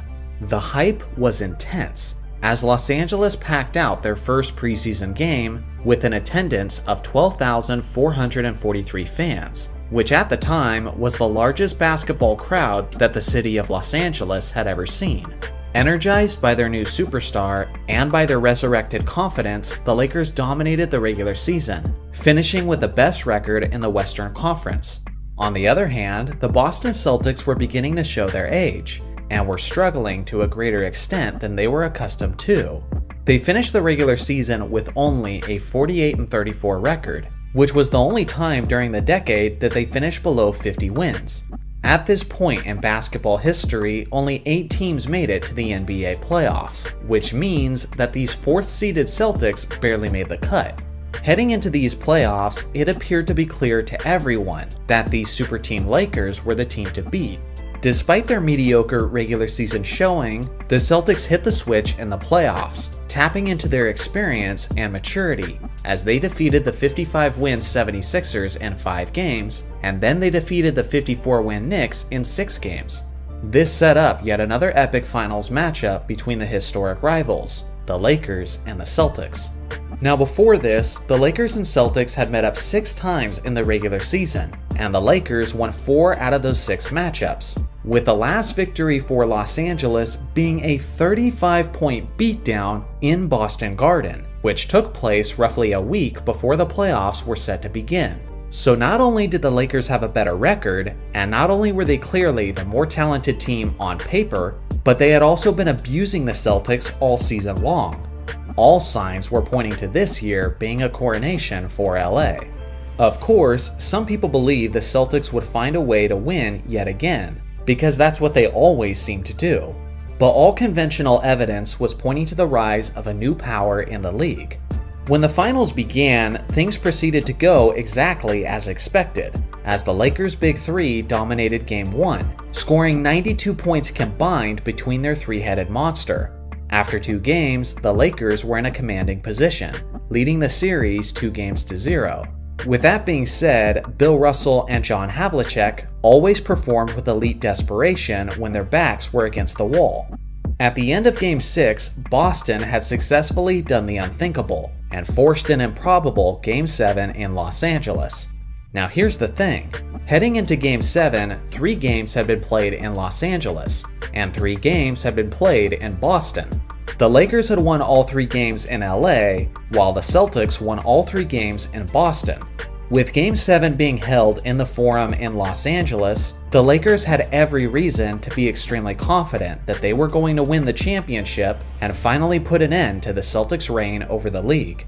The one person who led that confident charge for the Lakers organization was the Lakers owner, Jack Kent Cooke. With supreme conviction that his team was going to win Game 7, Jack made celebration plans for as soon as the Lakers hypothetically won the game, and he made these plans public to everyone. Jack made sure that a flyer was placed on each and every spectator's seat prior to the game, and on the flyer it said, "When, not if, the Lakers win the title, balloons will be released from the rafters, the USC marching band will play Happy Days Are Here again, and broadcaster Chick Hearn will interview Elgin Baylor, Jerry West, and Wilt Chamberlain in that order." Now these balloons were being held in the rafters with the giant net, and printed onto each of these balloons was the words "World Champion Lakers." These balloons could be seen easily by everyone on the basketball court.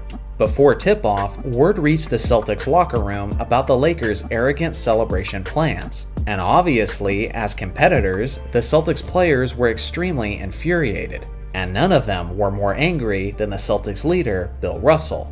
During the pre-game shoot-around, the Celtics could see the balloons as they were practicing. Soon afterwards, the star players met up at center court, which is customary prior to the start of a championship game. When Jerry West and Bill Russell came face to face with one another, Russell looked directly at him and said, "Those f***ing balloons are staying up there." The challenge had been made and the table was set. Tip-off took place, and what ensued was one of the greatest games in the history of the NBA. Jerry West did his part, putting up a 40-point triple-double. Wilt Chamberlain also showed up with a monstrous effort, but an untimely injury forced him to miss the final minutes of an extremely close contest. Although the Celtics were up by as many as 17 points in the fourth quarter, Los Angeles stormed back to make the game a nail-biter in the final minutes. But that's when Bill Russell came through and fulfilled his promise. On the night, Russell had 6 points, 21 rebounds, and 6 assists. He led all Celtics players in minutes, rebounds, assists, and presumably blocks, as his key rebounds and defensive stops were the major difference maker down the stretch. When the buzzer sounded, the Celtics had done it yet again, as they defeated the Lakers for the 7th time in the NBA Finals. Bill Russell now had 11 championship rings, and this victory made him 10-0 in deciding 7th games. And, of course, those balloons did in fact stay up there. If there's one thing to learn from this video, is that you never, ever bet against Bill Russell in the NBA Finals, especially in a Game 7, regardless of the opposition and regardless of the odds. So what do you guys think? What's your favorite story about a player taking something personally? I look forward to hearing your thoughts in the comments section below. Today, I'm telling you about the story of what is likely basketball's most iconic image of all time. The day is March 2nd, 1962, nearly a lifetime ago, and yet still somehow it remains the greatest scoring performance of NBA history. Around the organization and among the basketball community, this day started just by feeling like any other usual day in the league. On this particular evening, Wilt Chamberlain's Philadelphia Warriors were scheduled to take on the 27-45 New York Knicks. This epic game would be taking place in a humble town known more for its chocolate than its basketball, Hershey, Pennsylvania. This game would be held at Hershey Sports Arena, a small building that can seat only slightly over 4,000 people. Now there is absolutely no visible footage of this game. A man named Harvey Pollock was the only writer who was covering the game, because like I mentioned earlier, nothing felt special or different about tonight's game, and press members didn't want to take a bus ride from New York to Little Hershey, Pennsylvania on a Friday night for simply a regular season game with almost no playoff implications. Little did they know how much they blew it on that decision. At the time, Harvey was the PR director for the Warriors, he was the game statistician, the writer for the Philadelphia Inquirer, a writer for the Associated Press, and a writer for United Press International. Harvey said he had been in the NBA for 65 years, and this was easily the busiest evening of his life. Now heading into this game, Wilt was absolutely destroying and dominating the league like no one ever has. He was averaging an absurd and difficult to fathom 50.8 points per game on the season heading into this evening. To put that in perspective, Michael Jordan is second all-time in 50-point games with a total of 31 over his career. Wilt did it 45 times in this season alone. Just a few weeks before this game, Warriors head coach Frank McGuire had sarcastically joked that Wilt would probably score 100 soon. Now, according to Wilt, he had a date the night before, and he also struggled with insomnia, so he had basically got no sleep the night before. You would think that this would be a recipe for a poor performance, but instead, the performance would be quite ironic. Just hours before the game, Wilt was playing arcade games involving toy rifles, and he couldn't miss anything. Wilt said that he saw this as a sign of things to come. With that being said, Wilt normally tore up the New York Knicks, but the stage was set for him especially on this night. It would take a rotation of players to defend Wilt, because he was the pinnacle of stamina and he was averaging 48.5 minutes per game on the year. Wilt literally played every single moment of every single game that he was eligible to play for that entire season. He never went to the bench, other than the single instance where he had been ejected by the referee. Phil Jordan was the usual 6'10" starting center for the Knicks. Phil was listed as a scratch because of a quote sore shoulder, but according to his teammates, he had been partying the night before and was puking from the hangover just hours before tip-off. Darrell Imhoff was the 6'10" backup center, but he was a skinny player who was no match for the beast that is Wilt Chamberlain. Behind Imhoff was the 6'8" power forward named Cleveland Buckner. Whenever Imhoff would be resting, it would be the significantly smaller Buckner whose job it was to slow down Chamberlain. Spoiler alert, he fails miserably. Finally, the game is underway, and remember how we talked about Wilt being in a zone when he was playing the arcade games before the game? Yep, it translated onto the court. After the first few minutes, the Warriors had zoomed out to a 19-3 lead, with Wilt making all of his first 5 shots. The Knicks could tell early on that they were in for a long night defending Wilt. Throughout his career, he usually kept his shots close to the basket, but Wilt was so on point that night that he said he extended his range to jumpers as far out as the top of the key. When New York threw several players at Chamberlain and they all continued to fail, they then turned to their only other option, which was repeatedly fouling him and sending him to the line. Only one problem. The typically terrible free throw shooter in Wilt wasn't missing basically anything this night, including the free throws. Wilt made an incredible 28 of his 32 free throws this game. It's worth noting that for his career, Wilt Chamberlain was statistically a worse free throw shooter than the famously terrible Shaquille O'Neal, and yet, Wilt still shot 28 of 32 on this night. That alone should tell you the kind of zone he was in. By halftime, the Warriors had a 79-68 lead, and Wilt was sitting at 41 points. It wasn't uncommon for Wilt to head into halftime close to this point total, but during the halftime meeting, Wilt's teammate Guy Rodgers and their head coach Frank McGuire agreed that they should feed the ball to the Big Dipper just to see how much he could get. As a result, Wilt's rate of scoring increased, and he dominated throughout the entire third quarter, in which he scored 28 points, moving his total at the end of the third quarter to 69 points.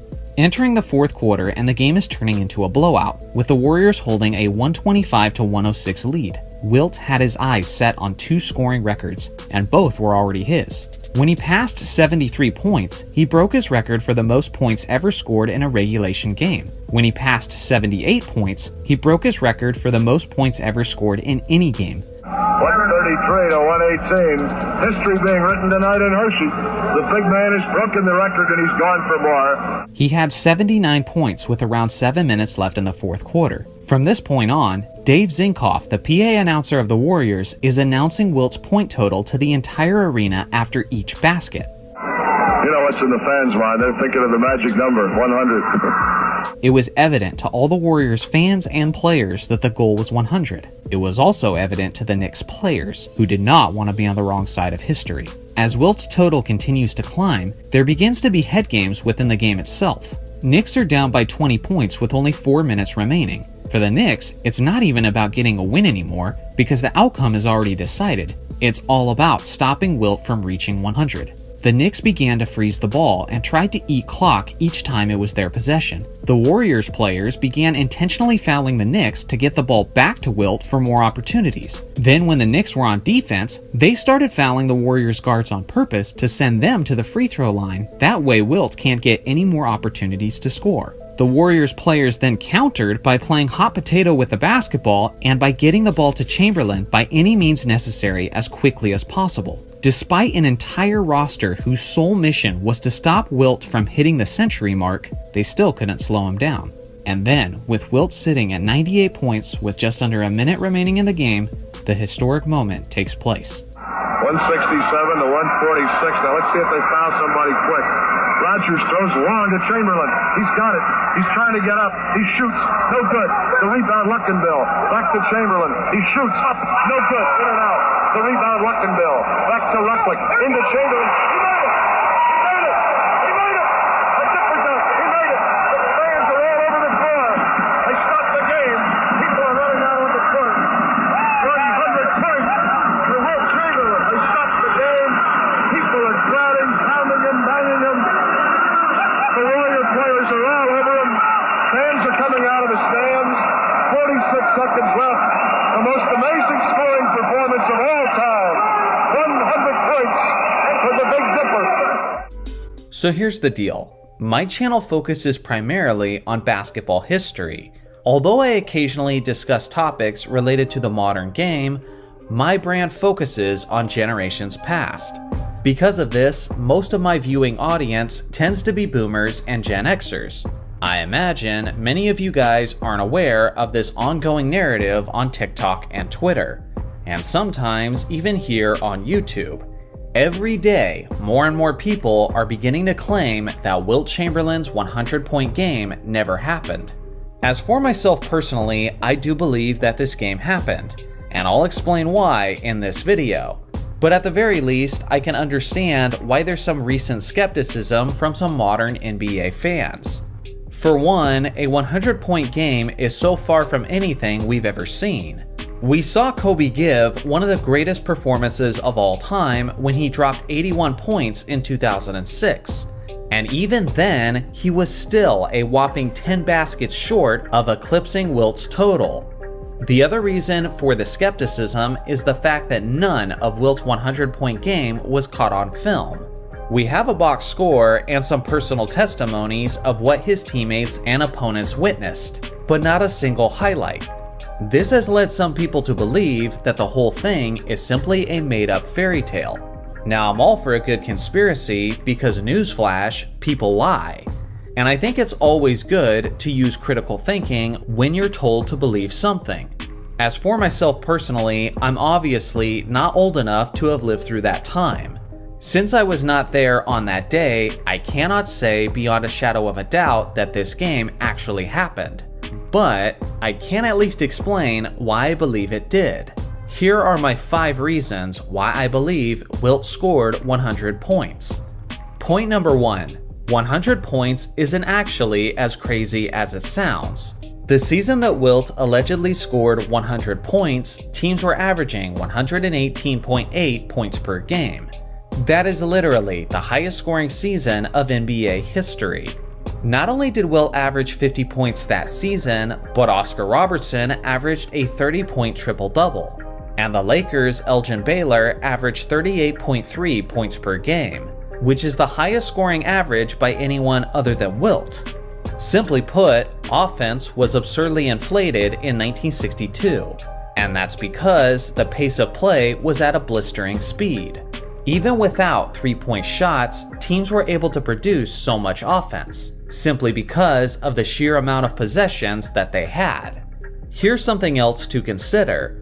Wilt Chamberlain wasn't scoring that many points in 1962 simply because he was better than everyone else. but it was also because he was playing so much more than everyone else. You see, heading into the 1961 to 1962 season, Frank McGuire had just been hired to be the head coach of the Philadelphia Warriors. According to McGuire, he had a private meeting with Wilt before the season began, and in that meeting, he asked Wilt how many minutes he would like to play per game. And to that, Wilt responded by saying, "I never want to go to the bench." As surreal as it sounds by modern day standards, Frank honored that request from Wilt. Other than a game where Chamberlain had been ejected, he played every single minute of every single game in the 1961 to 62 regular season. Wilt averaged 50.4 points in 1962, but his per 36-minute stats reduced that scoring average to a more comprehensible 37.4. Michael Jordan famously averaged 37.1 points per game in 1987, but the thing is, he only averaged 40 minutes per game, and if you prorate his minutes to 48 per game, then MJ's scoring average increases to 44.5 per game. So just by looking at the minutes and at these stats, you can start to see how Wilt's scoring isn't quite as insane as it sounds on the surface level. Another thing to consider is that Wilt Chamberlain was absurdly hot heading into the 100-point game. It was actually his 4th straight game where he had scored at least 60 points. And in a game just several months earlier, he had scored 78 points. At the time, many writers were starting to speculate that he might eventually score 100 points. So although it was amazing, it wasn't really the most surprising thing to happen in basketball. Now here's the other thing. Wilt allegedly scored 100 points against the New York Knicks on March 2nd, 1962 in Hershey, Pennsylvania. The Knicks were one of the worst teams in the league defensively, as they were allowing roughly 120 points per game. But as bad as the Knicks were on defense, they were even worse the night that Wilt was going up against them. You see, the Knicks' usual starting center that season was a 6'10 player in his 6th year, named Phil Jordan. According to reports, Phil had been out partying the night before and was vomiting prior to tip-off. Because of this, Phil sat out of that game. This means that Wilt was going up against the Knicks' backup center, Darrell Imhoff. Darrell was 6'10, but he was also a skinny second-year player who wasn't accustomed to defending starting centers, let alone Wilt Chamberlain. Seeing how Wilt always played 48 minutes, he was gonna be guarded by the backup of the backup. When Darrell Imhoff went to the bench, the player who then had to defend Wilt was a 6'9 rookie forward, Cleveland Buckner. So again, when you consider that the Knicks sucked defensively, the starting center was out, and Wilt was spending a large portion of the game up against an undersized rookie who was out of position, then yeah, it's not really surprising that this happened to be the night that he allegedly scored 100 points. Some will say that the craziest and most suspicious part is that he went 28 of 32 from the free throw line. At first glance, yeah, that looks really odd, coming from a player who's a career 51% foul shooter. But here's the thing. Bad free throw shooters getting in a good rhythm is not something completely unheard of. Shaq was also one of the worst free throw shooters in NBA history, and in 3 games of his career, Shaq made at least 12 free throws without missing any. Giannis isn't a tremendous free throw shooter either, yet he's gone 17 of 17 from the line twice in his career. It's also worth mentioning that Wilt was an extremely streaky and inconsistent free throw shooter. Sometimes he would be solid, and sometimes he would be terrible. One season of his career, he shot 38% from the free throw line, and on another, he shot 61%. His inconsistencies were so confusing that he eventually started visiting a therapist to help him with his foul shooting. Knowing this history about Wilt, and knowing that other terrible foul shooters have had amazing nights from the line, it isn't all that shocking that he went 28 of 32 on the best night of his career. So again, this all isn't as crazy as it sounds. So let's press on. Point number 2. The game not being filmed was actually quite normal. To put it simply, the NBA was not very popular in the 1960s. Sure, some games were on television, but those were usually NBA playoff games with a tape delay. This game, on the other hand, was just a monotonous regular season matchup involving one decent and one terrible team. Back then, technology was nowhere close to what it is today. Nobody had smartphones, and very few people even had cameras. For the people who had cameras, they weren't usually some small and compact packages back then, but they were actually quite large and expensive, especially when they were filming video. Ask yourself this: how many full-length Wilt Chamberlain games can you find on YouTube that are older than 1967? If you can find any, I'm willing to bet that 99% of them were playoff games. For goodness sake, we don't even have all of Michael Jordan's games on film from his rookie season. Try to find his first regular season game against the Portland Trail Blazers. You can't. I know this because I recently made a video about it. And Jordan was a rookie 2 decades after the 100 game took place. Acting like it's some sort of conspiracy that we don't have the footage of a routine regular season game in 1962 is just silly. Point number 3, the era of America they played in. Players like Bill Russell and Wilt Chamberlain have spoken at length about their experiences as a black player in the NBA in the 1960s. If someone made up a 100-point performance, why would they do that? You're telling me that a league that was owned by white men, with white viewers of the game in the 1960s, lied on behalf of a black man? Yeah, I don't see how that makes any sense.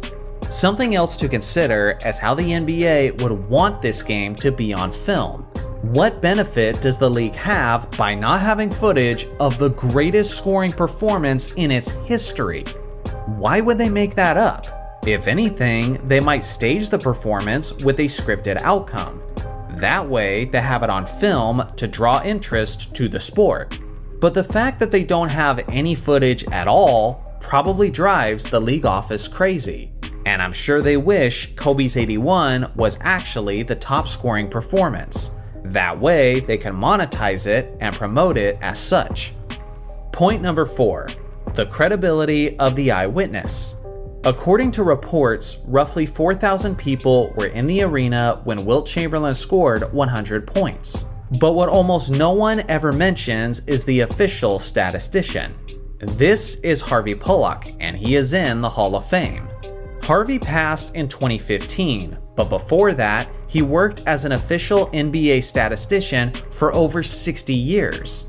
At the time the game took place, Harvey was in the building as the game's statistician. He was a writer for the Philadelphia Inquirer and for the Associated Press. He is the one who tracked Wilt's stats, and he's also the one who handed Wilt a piece of paper with 100 written on it. And he's the man behind the camera who snapped the most iconic photo in basketball history. If there is anyone with the credibility to provide a trustworthy box score, it's Harvey Pollock. Point number 5, the radio broadcast. A lot of people who claim this never happened because it wasn't on film usually don't know that we actually have the fourth quarter's audio of the radio broadcast. You can listen to snippets of this audio on YouTube where the game is described in detail. Here's an audio clip of the moment Wilt scored 100. 167 to 146. Now let's see if they found somebody quick. Rogers throws long to Chamberlain. He's got it. He's trying to get up. He shoots. No good.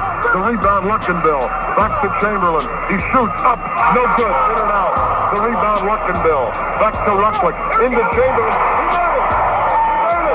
He made it. A zipper dunk. He made it. The fans are all over the floor. They stopped the game. People are running out on the court. 100 points. This radio broadcast is actually being preserved in the Library of Congress. So again, if this was all a lie, Harvey Pollock was in on it, the thousands of people who were at the game were in on it, the league was in on it, the government is in on it, and they staged a fake radio broadcast just to convince everyone of the lie. Because reasons, I guess. Friends, just admit it. It would make more sense that this game actually happened than it does about it being this big complex lie that involves thousands of separate individuals who are all complicit. In 1957, I'm giving the award to Maurice Stokes. Many of you guys probably don't know who this guy is, but for the short time that he was in the NBA before he had an injury that paralyzed him, Stokes was among the best and most athletic players in the entire league. In some ways, his incredible athleticism was similar to LeBron James, in the sense that he was around 6 foot 8 inches tall and was faster, quicker, and stronger than the vast majority of the competition. He was one of the best rebounders of all time, as he averaged 17.4 rebounds this season, and was excellent at not only playing defense, but positioning himself to get a tremendous amount of defensive rebounds. He led his Royals to be first in points allowed, and they were second overall in defensive rating. Stokes also led the entire league that season in defensive win shares by a massive margin. Obviously, blocks and steals were not accounted for until the 1970s, but if they had been, he certainly would have been among the league leaders in those stats. Bill Russell was definitely in the mix in his rookie season, but because of injuries, he only played in 48 games that season, compared to Stokes, who played all 72. Based on all of this information, the choice is clear. Maurice Stokes takes the award. Now, I really don't want this video to get bogged down and become extremely repetitive and redundant.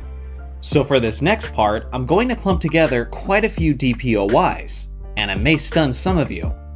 I'm giving the award to Bill Russell between 1958 and 1967. That's right, you heard me correctly, he is winning the award for 10 straight seasons. Without question, Bill Russell was the greatest defensive player of that era, and many people believe he's the greatest defensive player of all time. He had an endless motor, he played a tremendous amount of minutes, he was all over the court, he was arguably the greatest rim protector of all time, and his defense was consistently leading his team to victories. In all 10 of those seasons straight, Russell led the Celtics to have the best defense in the entire league based on team defensive rating. In all 10 seasons, Russell led the league in defensive win shares. And in several of those seasons, Russell had more than double the amount of win shares than the guy in second place, who was often Wilt Chamberlain. On top of that, Russell regularly contained the best centers in the entire league to more pedestrian numbers. Basketball Hall of Famers like Wilt Chamberlain, Walt Bellamy, and Nate Thurmond were just not producing to the same extent that they normally were when they were matched up against Bill Russell. This wasn't just my opinion, but this was the common belief of the league at that point in history, as everybody fully recognized Bill Russell as the best defensive player in the game, and that was evident based on how they voted for him in the MVP rankings. Despite regularly being tremendously outscored by Wilt Chamberlain, Russell was often the player who was getting the most MVP votes, seeing that that was the only way he could be recognized for his defensive impact, since the DPOY award and all defense teams did not yet exist in the NBA. Again, I know it's a massive streak, and it's pretty jaw-dropping to give him 10 straight DPOYs right out of the gates to start this video. But beyond a shadow of a doubt, he was the best defensive player for each and every one of those seasons. In 1968, I'm finally giving the award to someone else, and in this case, it's going to the all-time great rim protector, Wilt Chamberlain. At this point of his career, Chamberlain was less focused on the offensive end of the court, and accepted a reduced role in a more free-flowing offense. He was the starting center for the Philadelphia 76ers, who were in their title defense season, and this year specifically, he was ranked first overall in defensive win shares, well ahead of Bill Russell. Chamberlain played all 82 games compared to Bill Russell's 78, and Wilt led his 76ers to have the best defensive rating in the entire league. Obviously, if blocks and steals had been tracked during that era, then Chamberlain would have had some truly gaudy numbers, and would likely be holding block shot records to this very day. With his 7'1" height, with his 7'8" wingspan, and with his tremendous athleticism, stamina, and leaping ability, he was a terrifying rim protector. to go along with the fact that he was a dominant rebounder and, of course, a dominant defensive rebounder. In 1969, I'm giving the award back to Bill Russell, ahead of Nate Thurmond. Bill Russell made his triumphant return to the top spot of the DPOY standings, if you ask me, even though it was his final season in the NBA. That season, he led the league in defensive win shares. He led his Celtics to have the best defensive rating in the entire league. And you also have to consider the fact that he was the player coach of this team at this time. So not only was his rim protection getting it done for them defensively, but he also coached this team to be the best defensive team in the entire league. Obviously, with his greatness and with his competitive spirit, Russell made his Celtics into a successful squad, and triumphantly sailed off into the sunset, ending his legendary career. So in my opinion, not only should he have 11 championship rings, but he should have an astonishing 11 DPOY awards. As I mentioned a little bit earlier, I gotta give a shout out to one of the greatest defensive players of all time, Nate Thurmond, who regularly did a great job of containing Wilt Chamberlain. Thurmond was one of the strongest, most intimidating, and most formidable defensive players of all time. Unfortunately, he's not leaving this decade with any DPOY awards, simply for the existence of Bill Russell. In 1970, I'm giving the award to the New York Knicks superstar Willis Reed. This New York legend was one of the best two-way players of his era, and in this season specifically, he had his greatest impact on the defensive end. New York finished the regular season with a 60-22 record while finishing first in points allowed and first in defensive rating. The lion's share of that credit belongs to Reed, who played in 81 out of the 82 games. He was easily first overall in defensive win shares that season, and was first team all-defense for the center position. His teammate Walt Frazier and the Lakers legend Jerry West were both legitimate candidates for the award as well, but if you ask me, the data points to Reed as the most deserving candidate. In 1971, I'm giving the award to another Knicks star, Dave DeBusschere. The Knicks of the 1970s were absolutely stacked, especially defensively. Dave was a 6'6" power forward who was a double-double machine throughout his playing days. This guy was famous for playing with hustle and heart. His grit and grind attitude made him a menace defensively, as he smothered offensive players while forcing plenty of turnovers. And as a reward for his 81-game performance, he received the most votes for the NBA's All-Defense team. His Knicks were first in points allowed and second in defensive rating, thanks in large part to his massive impact during his 36 minutes per game. Guys like Jerry West and Nate Thurmond were in the mix as well, but in my opinion, Dave had everything needed to be the Defensive Player of the Year winner. In 1972, the dominant Wilt Chamberlain gets the DPOY. For me, this is the obvious choice. The 71-72 Lakers had a historic record-setting season, where they won 33 straight regular season games, and finished the year with a 69-13 record. This group had plenty of great offensive weapons, like Jerry West, Gail Goodrich, and Jim McMillan. With a new head coach in Bill Sharman, who implemented a more up-tempo fast break offense, it allowed Chamberlain to focus even more of his energy on his rim protection and defensive rebounding. His scoring dropped 6 points per game from the previous season, but in return, it was the best rim protection that Los Angeles has ever had. Unfortunately, blocks and steals were not yet officially tracked at this point in history. But if they had been, they likely would have been some of the most insane defensive numbers that we've ever seen. In 1973, I'm giving the award to Wilt Chamberlain for the second straight season. At the age of 36, this was technically the final season of Wilt Chamberlain's career. But that didn't stop him from leading the league in rebounding at 18.6 per game, while playing all 82 games that season. Wilt was his usual monstrous self as a shot blocker, as he led his Lakers to a 60-22 record while finishing as the third best team in defensive rating. Dave Cowens of the Boston Celtics finished as a close second, as he led the best team in the league to have the best defensive rating overall. But when you consider their individual impact and Wilt's all-time great shot blocking, I still think he's the correct choice even in his final season. Before I get into my list of the top 5 greatest rebounders, let me first tell you the things I'm considering. 1 is their peak numbers, 2 is their longevity and consistency, 3 is their numbers relative to their era, and 4 is simply the eye test. So now that you guys see the logic, let's get into it. Number 5, Dwight Howard. Especially during his prime, this man was a strong bullying force in the painted area. His peak was during the most deflated era of rebounding in NBA history. And with 3-point shots on the ascension, there was even fewer rebounds to be had for centers. Yet despite all of that, he still got as high as 14.5 rebounds per game in 2012. He led the league in rebounds per game 5 times in the span of 6 seasons, and his 5 rebounding titles is tied with Bill Russell for the 4th most in NBA history. He was able to achieve these feats thanks to his incredible strength and his tremendous leaping ability. Once those aspects of his athleticism started to diminish, so did his gaudy rebounding numbers. Regardless, at his best, he was clearly the best rebounder that the game had to offer. Number 4, Moses Malone. This 6'10 Hall of Famer was nicknamed the chairman of the boards, and for good reason, as he was easily the game's greatest rebounder of his era.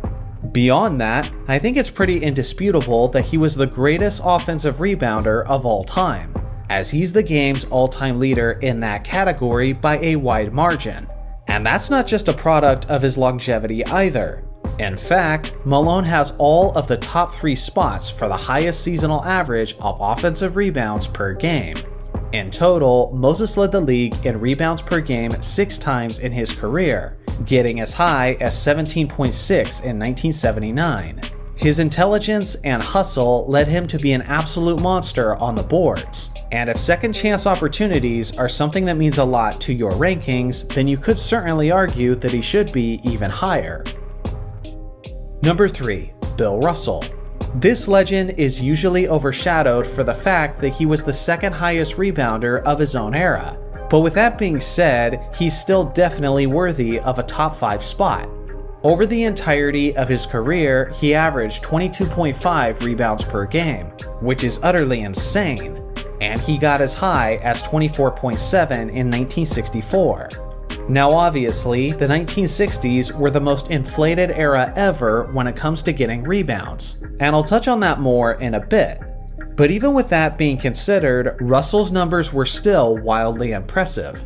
He led the NBA on a per-game basis 5 times in his career, and he was able to do this for a couple of reasons. For one, he had a relentless motor, and was one of the fiercest competitors of sports history. But beyond that, he was also a world-class leaper, who had the opportunity to compete as an Olympian leaper, but instead declined to prioritize his basketball career. Regardless of the era you drop him in, Russell is dominating the boards. Number 2, Dennis Rodman. I gotta be honest, I very nearly put this guy in the number 1 spot, and at some point in the years to come, I just might. The Worm doesn't quite have the rebounding numbers of the greats from the 1960s, but what you need to understand is that Rodman played in a much slower era, with fewer possessions, fewer missed shots, and less shots close to the basket due to the 3-point line. Despite the fact that there was less opportunities to get rebounds, Rodman still averaged as high as 18.7 boards per game in 1992. He led the league in rebounding a whopping 7 straight seasons, and in every one of those seasons, the second place finisher wasn't even close. When Rodman averaged 18.7 boards per game in 1992, the average team was averaging 43.7 per game. When Wilt Chamberlain averaged 27.2 rebounds in 1961, the average team was getting 73.3 rebounds a night. So this means there was an average of roughly 60 more rebounding opportunities a night in the 1960s compared to when Rodman played.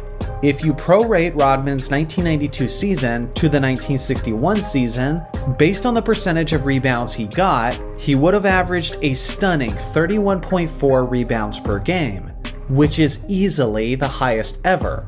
With Rodman's endless motor, his insane athleticism, and with his all-time great positioning, I truly believe he could have averaged 30 a game in the 60s. But that's just hypotheticals, and what the guy in the number 1 spot did is all based on facts. Number 1. Wilt Chamberlain. Even with the statistically inflated era, you have to marvel at what Wilt was able to achieve. He has endless rebounding records, like when he secured 55 rebounds in a game while competing against Bill Russell, which immediately destroys the narrative that he was only able to do it because of the inferior competition. Or like how he averaged 27 rebounds per game in back-to-back seasons. Wilt Chamberlain doesn't just have the record for the most total rebounds in a single season, but he also has the 2nd spot, the 3rd spot, the 4th spot, the 5th spot, the 6th spot, and the 7th. His legendary strength and athleticism helped him accomplish these feats, and he had the average 6'10 centers who were opposing him looking like inferior high school students. Here is my list of honorable mentions. Should any of these players have been in the top 5 instead? When we look back at the rich history of the NBA, you'll see that there was almost always a dynasty present in each decade that helped define that era. There was a dynasty in the 1950s, the 60s, the 80s, the 90s, the 2000s, and the 2010s. But I'm sure most of you caught the gap in that time frame. In the 1970s, there was not a single dynasty team. Every single year, there was a different championship winner from the year prior. But just why exactly was this the case? Why couldn't one team establish itself as the clear dominant team of that era? Today, I'll do my best to answer that as we travel roughly a half century into the past. Before we get into the 1970s, you have to understand the era that the NBA was transitioning out of from the 1960s. At the very end of that decade, Bill Russell had reached the end of his career and was then retiring in 1969 as an 11-time NBA champion. His Celtics had a stranglehold on the league during his playing days, as they won 11 championships in a span of 13 years, including a whopping 8 straight. With Russell now finally out of the league, many teams around the NBA saw this as an opportunity to break through and win that evasive NBA championship trophy.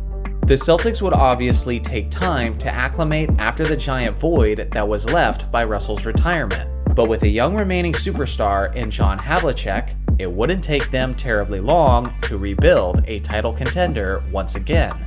For years, the Los Angeles Lakers were the biggest victims of the Celtics' reign over the league. But with a recently assembled super team led by Jerry West, Wilt Chamberlain, and Elgin Baylor, and with the greatest winner now out of the league, the Lakers saw the early 70s as their time to shine. But they were far from the only team retooling and reloading for the more attainable championship. Towards the end of the 60s, the New York Knicks acquired the star point guard Walt Frazier, who was blossoming into superstardom right as Russell was making his exit. With the emergence of Frazier, the Knicks now had a fierce superstar tandem of Willis Reed and Walt Frazier, making them perennial contenders for the East title. Then there was the Milwaukee Bucks, who in 1969 drafted simply the greatest college basketball player of all time, Kareem Abdul-Jabbar, who was then known as Lou Alcindor. Just one season after they drafted their franchise center of the future, they acquired the 31-year-old Oscar Robertson, who quickly transformed the Bucks from a mediocre team to an absolute powerhouse. And beyond that, another team was emerging, and that was the Baltimore Bullets. With excellent draft selections in back-to-back seasons, they acquired future Hall of Famers Earl Monroe and Wes Unseld. So basically, after the retirement of Bill Russell, the league quickly turned into a gladiatorial bloodbath, with many serious championship contenders all emerging pretty much simultaneously. This translated to a very competitive start to the decade, with various different winners. In 1970, the New York Knicks defeated the Bullets, the Bucks, and the Lakers on their way to winning the NBA championship. as Reed and Frazier acquired their first rings of their careers. The next season, the Milwaukee Bucks dominated the postseason, going 12-2 through the playoffs, defeating the Lakers and Bullets to secure the championship, which was the first championship rings for Kareem Abdul-Jabbar and Oscar Robertson.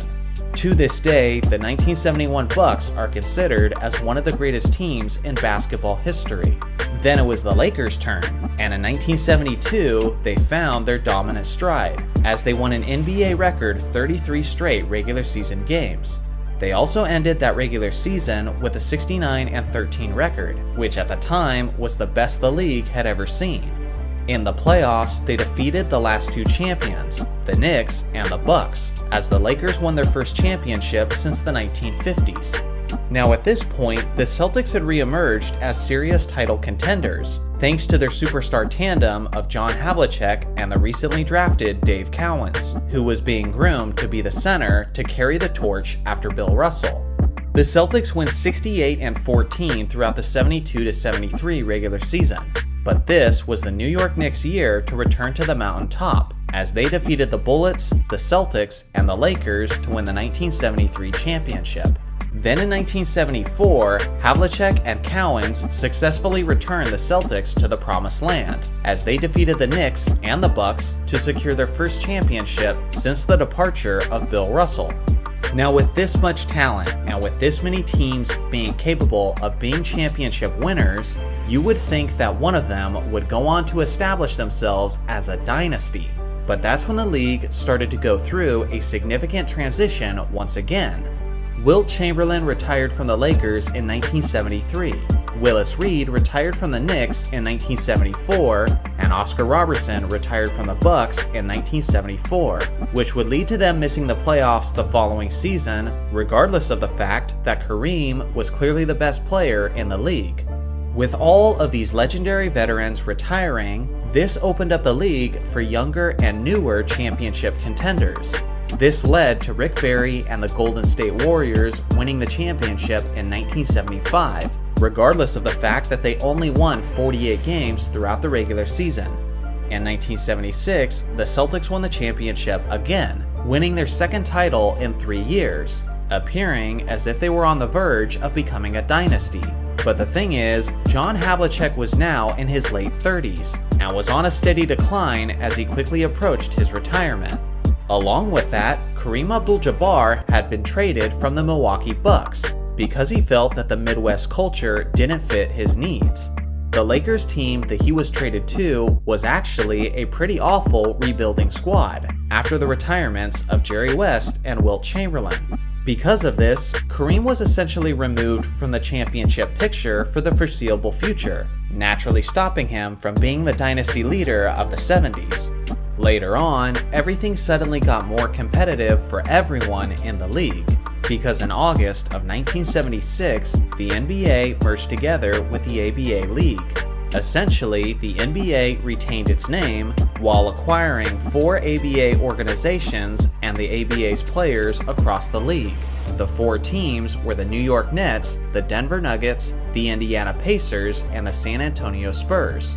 A perfect example of the tougher competition was the fact that teams like the defending champion Boston Celtics were now getting eliminated from the 1977 playoffs by the Philadelphia 76ers, who were led by a player who was acquired from the ABA, Julius Erving. Although the 76ers did go on to lose in the finals in 7 games to the Portland Trail Blazers. The Blazers won the 1977 championship, led by their all-time great center, Bill Walton. But for obvious reasons, this Blazers team didn't go on to become a dynasty, as their franchise-leading Walton went on to have one of the most disastrous strings of career-altering injuries that have ever been seen in sports. With Walton's injuries taking the Blazers out of the picture in 1978, the Washington Bullets finally broke through and won the NBA championship, led by their veteran stars of Wes Unseld, Elvin Hayes, and Bobby Dandridge. The Bullets then tried to repeat in 1979, but they ran into a motivated Seattle Supersonics team for the second straight time in the NBA Finals. But this time, the Sonics were victorious, as they won their only championship in franchise history. And then, in the 1979 NBA Draft, the rivalry of the future took formation, as Magic Johnson and Larry Bird began their rookie seasons in 1979 with the Lakers and Celtics, ushering in the new era and the dynasty teams of the 1980s. So now that we've reviewed the decade on a season-by-season basis, how can we summarize the reasons for a lack of a dynasty? Well, in reality, it was the perfect storm of reasons. To begin the decade, the ultimate winner had retired, sending the dynasty team of the 60s into rebuild mode.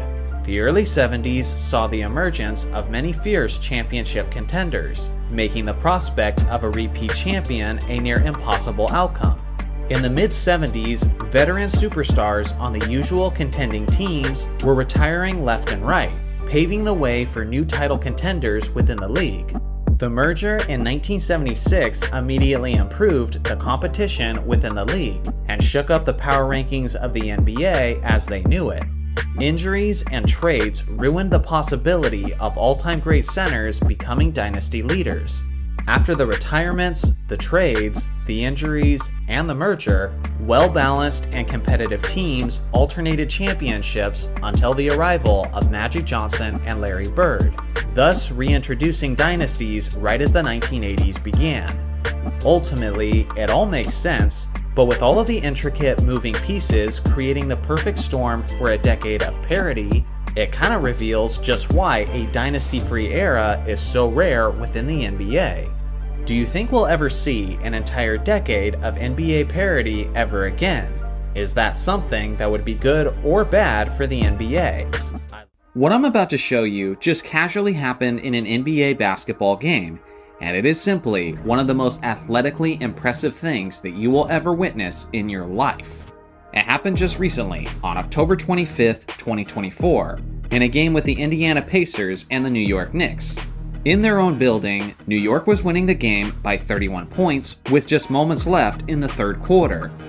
There wasn't much excitement in the air, as the outcome had been obvious for quite a while at that point. But it was just then that the Indiana Pacers power forward, Obi Toppin, decided to do something utterly impressive that I've never seen before with my own two eyes. Rather than describing it, I'll just let you see it for yourself. Nice bounce pass, Jackson fouled, and we've got a pigeon as the ball is stuck by Toppin. Oh, come on. No, we got a replay. Toppin, just incredible hops. Toppin, yeah. Toppin. I mean, come on now. That's ridiculous. Now what you need to understand is that Obi Toppin is a 6'9" power forward, and he's simply one of the most athletic players that the game of basketball has ever seen. He didn't quite touch the top of the backboard, but he was really, really close, as the basketball was cradled just underneath it. I was so marveled by this clip when I saw it that I immediately texted it to my editor Russell, to which he then texted me back and asked how many other players in NBA history could have done this. And that's where this video comes in, as we take a moment to consider just how rare this feat actually was. Now first off, Obi himself didn't touch the top of the backboard, but maybe he could have, seeing that he was really, really close. For goodness sake, he casually made this leap and snagged the ball out of the air after being pretty exhausted from playing in-game action. Who knows what he could have done if he was completely fresh and had all the time to make as many run-ups as he wanted.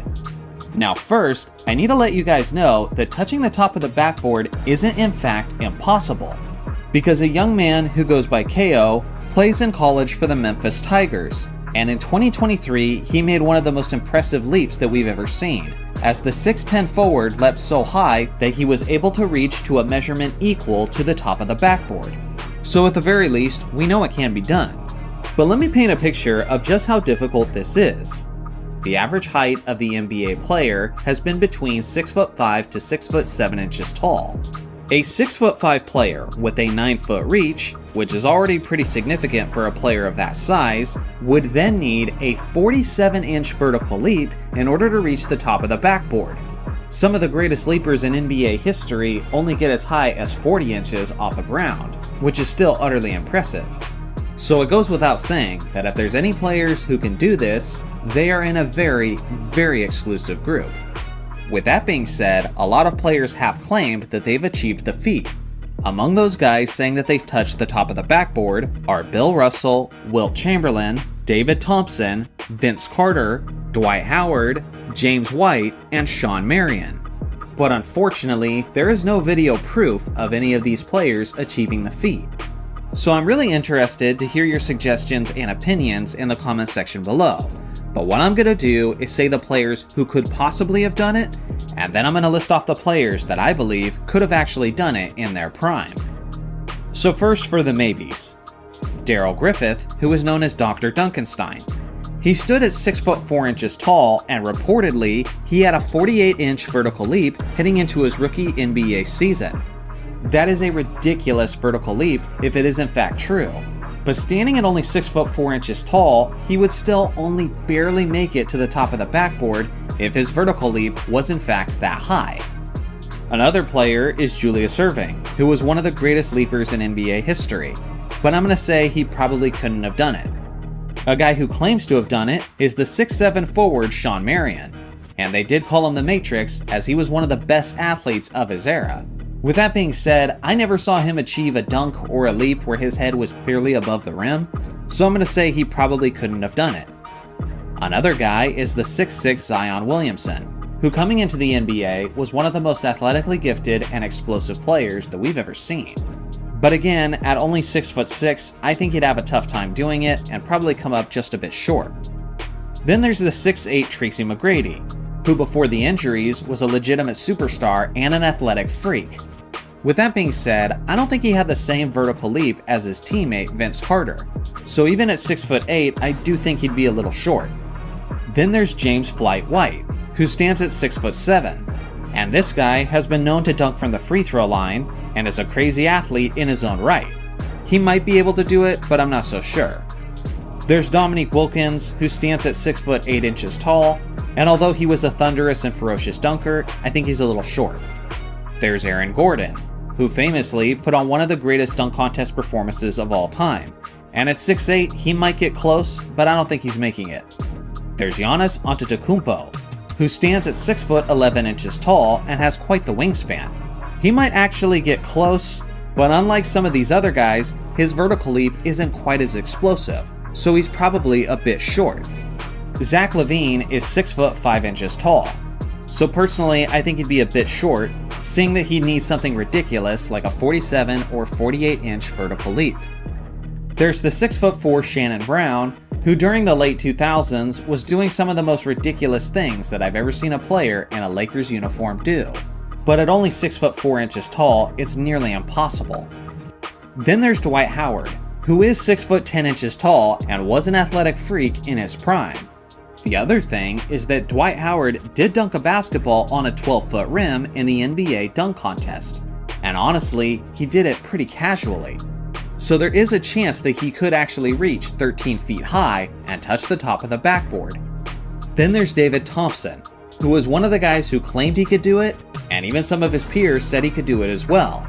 What's tough about Thompson is he played so long ago, and footage of him is extremely limited seeing that he played in the 1970s. He also only stood at 6 foot 4 inches tall, and although I have seen him get well above the rim, it's not nearly close enough to make me think that he could touch the top of the backboard. It may be true, but unfortunately, he played in the wrong era for me to believe it. So now let's get to the guys that I think could have done it. Obviously, Obi Toppin. We saw him come darn near close just very casually. With all of his energy, with as many run-ups as he could possibly want, I could honestly see him achieving this feat. Another guy is Vince Carter. He jumped over a 7-footer in the Olympics, and he's widely recognized as the greatest NBA dunker of all time. He's demonstrated a few times how high he could reach on the backboard, but I don't know if that was his limit, and part of me thinks that he'd actually be able to make it. Another guy is the 6'6" Gerald Green, who famously had the windmill slam where he had his head above the rim. Based on that alone, I gotta say he'd at least have a shot. Then there's the 6 foot 6 inch Michael Jordan. And yes, MJ could glide through the air, he had the hang time, and he dunked from the free throw line on numerous occasions. But nothing makes me think that MJ could do it more so than this ridiculous photo. I understand a little bit probably has to do with the angle, But even with that being considered, just look how high he is above the rim. Look how far above the basket his arm actually goes. Based on this image alone, MJ would have a realistic shot. Another player is LeBron James. In his first stint in Cleveland, at 6 foot 9 inches tall, LeBron sailed through the air and grabbed a basketball with his head well above the rim. Based on this image, his height, and his wingspan, you gotta imagine that LeBron could get pretty close. And then there's a couple players that I absolutely believe could have done it. And first is the 7 foot 1 inch Wilt Chamberlain. Wilt was standing at 7 foot 1 inches tall with a 7 foot 8 inch wingspan, and he famously had a ridiculous vertical of his own. We only have say 1 to 2% of Wilt's career on footage, and even with those limited highlights, we still have some shots of Wilt reaching his hand way above the rim, to the point that he's very close to the top of the backboard. If he was aiming for it in his prime earlier in his career when he was more slender, I tend to think he could make it. And the last player who I definitely believe could have touched the top of the backboard is the 6 foot 10 inch Bill Russell. Usually, Wilt Chamberlain's the guy who gets all of the attention when it comes to the ridiculous athleticism while being an NBA center.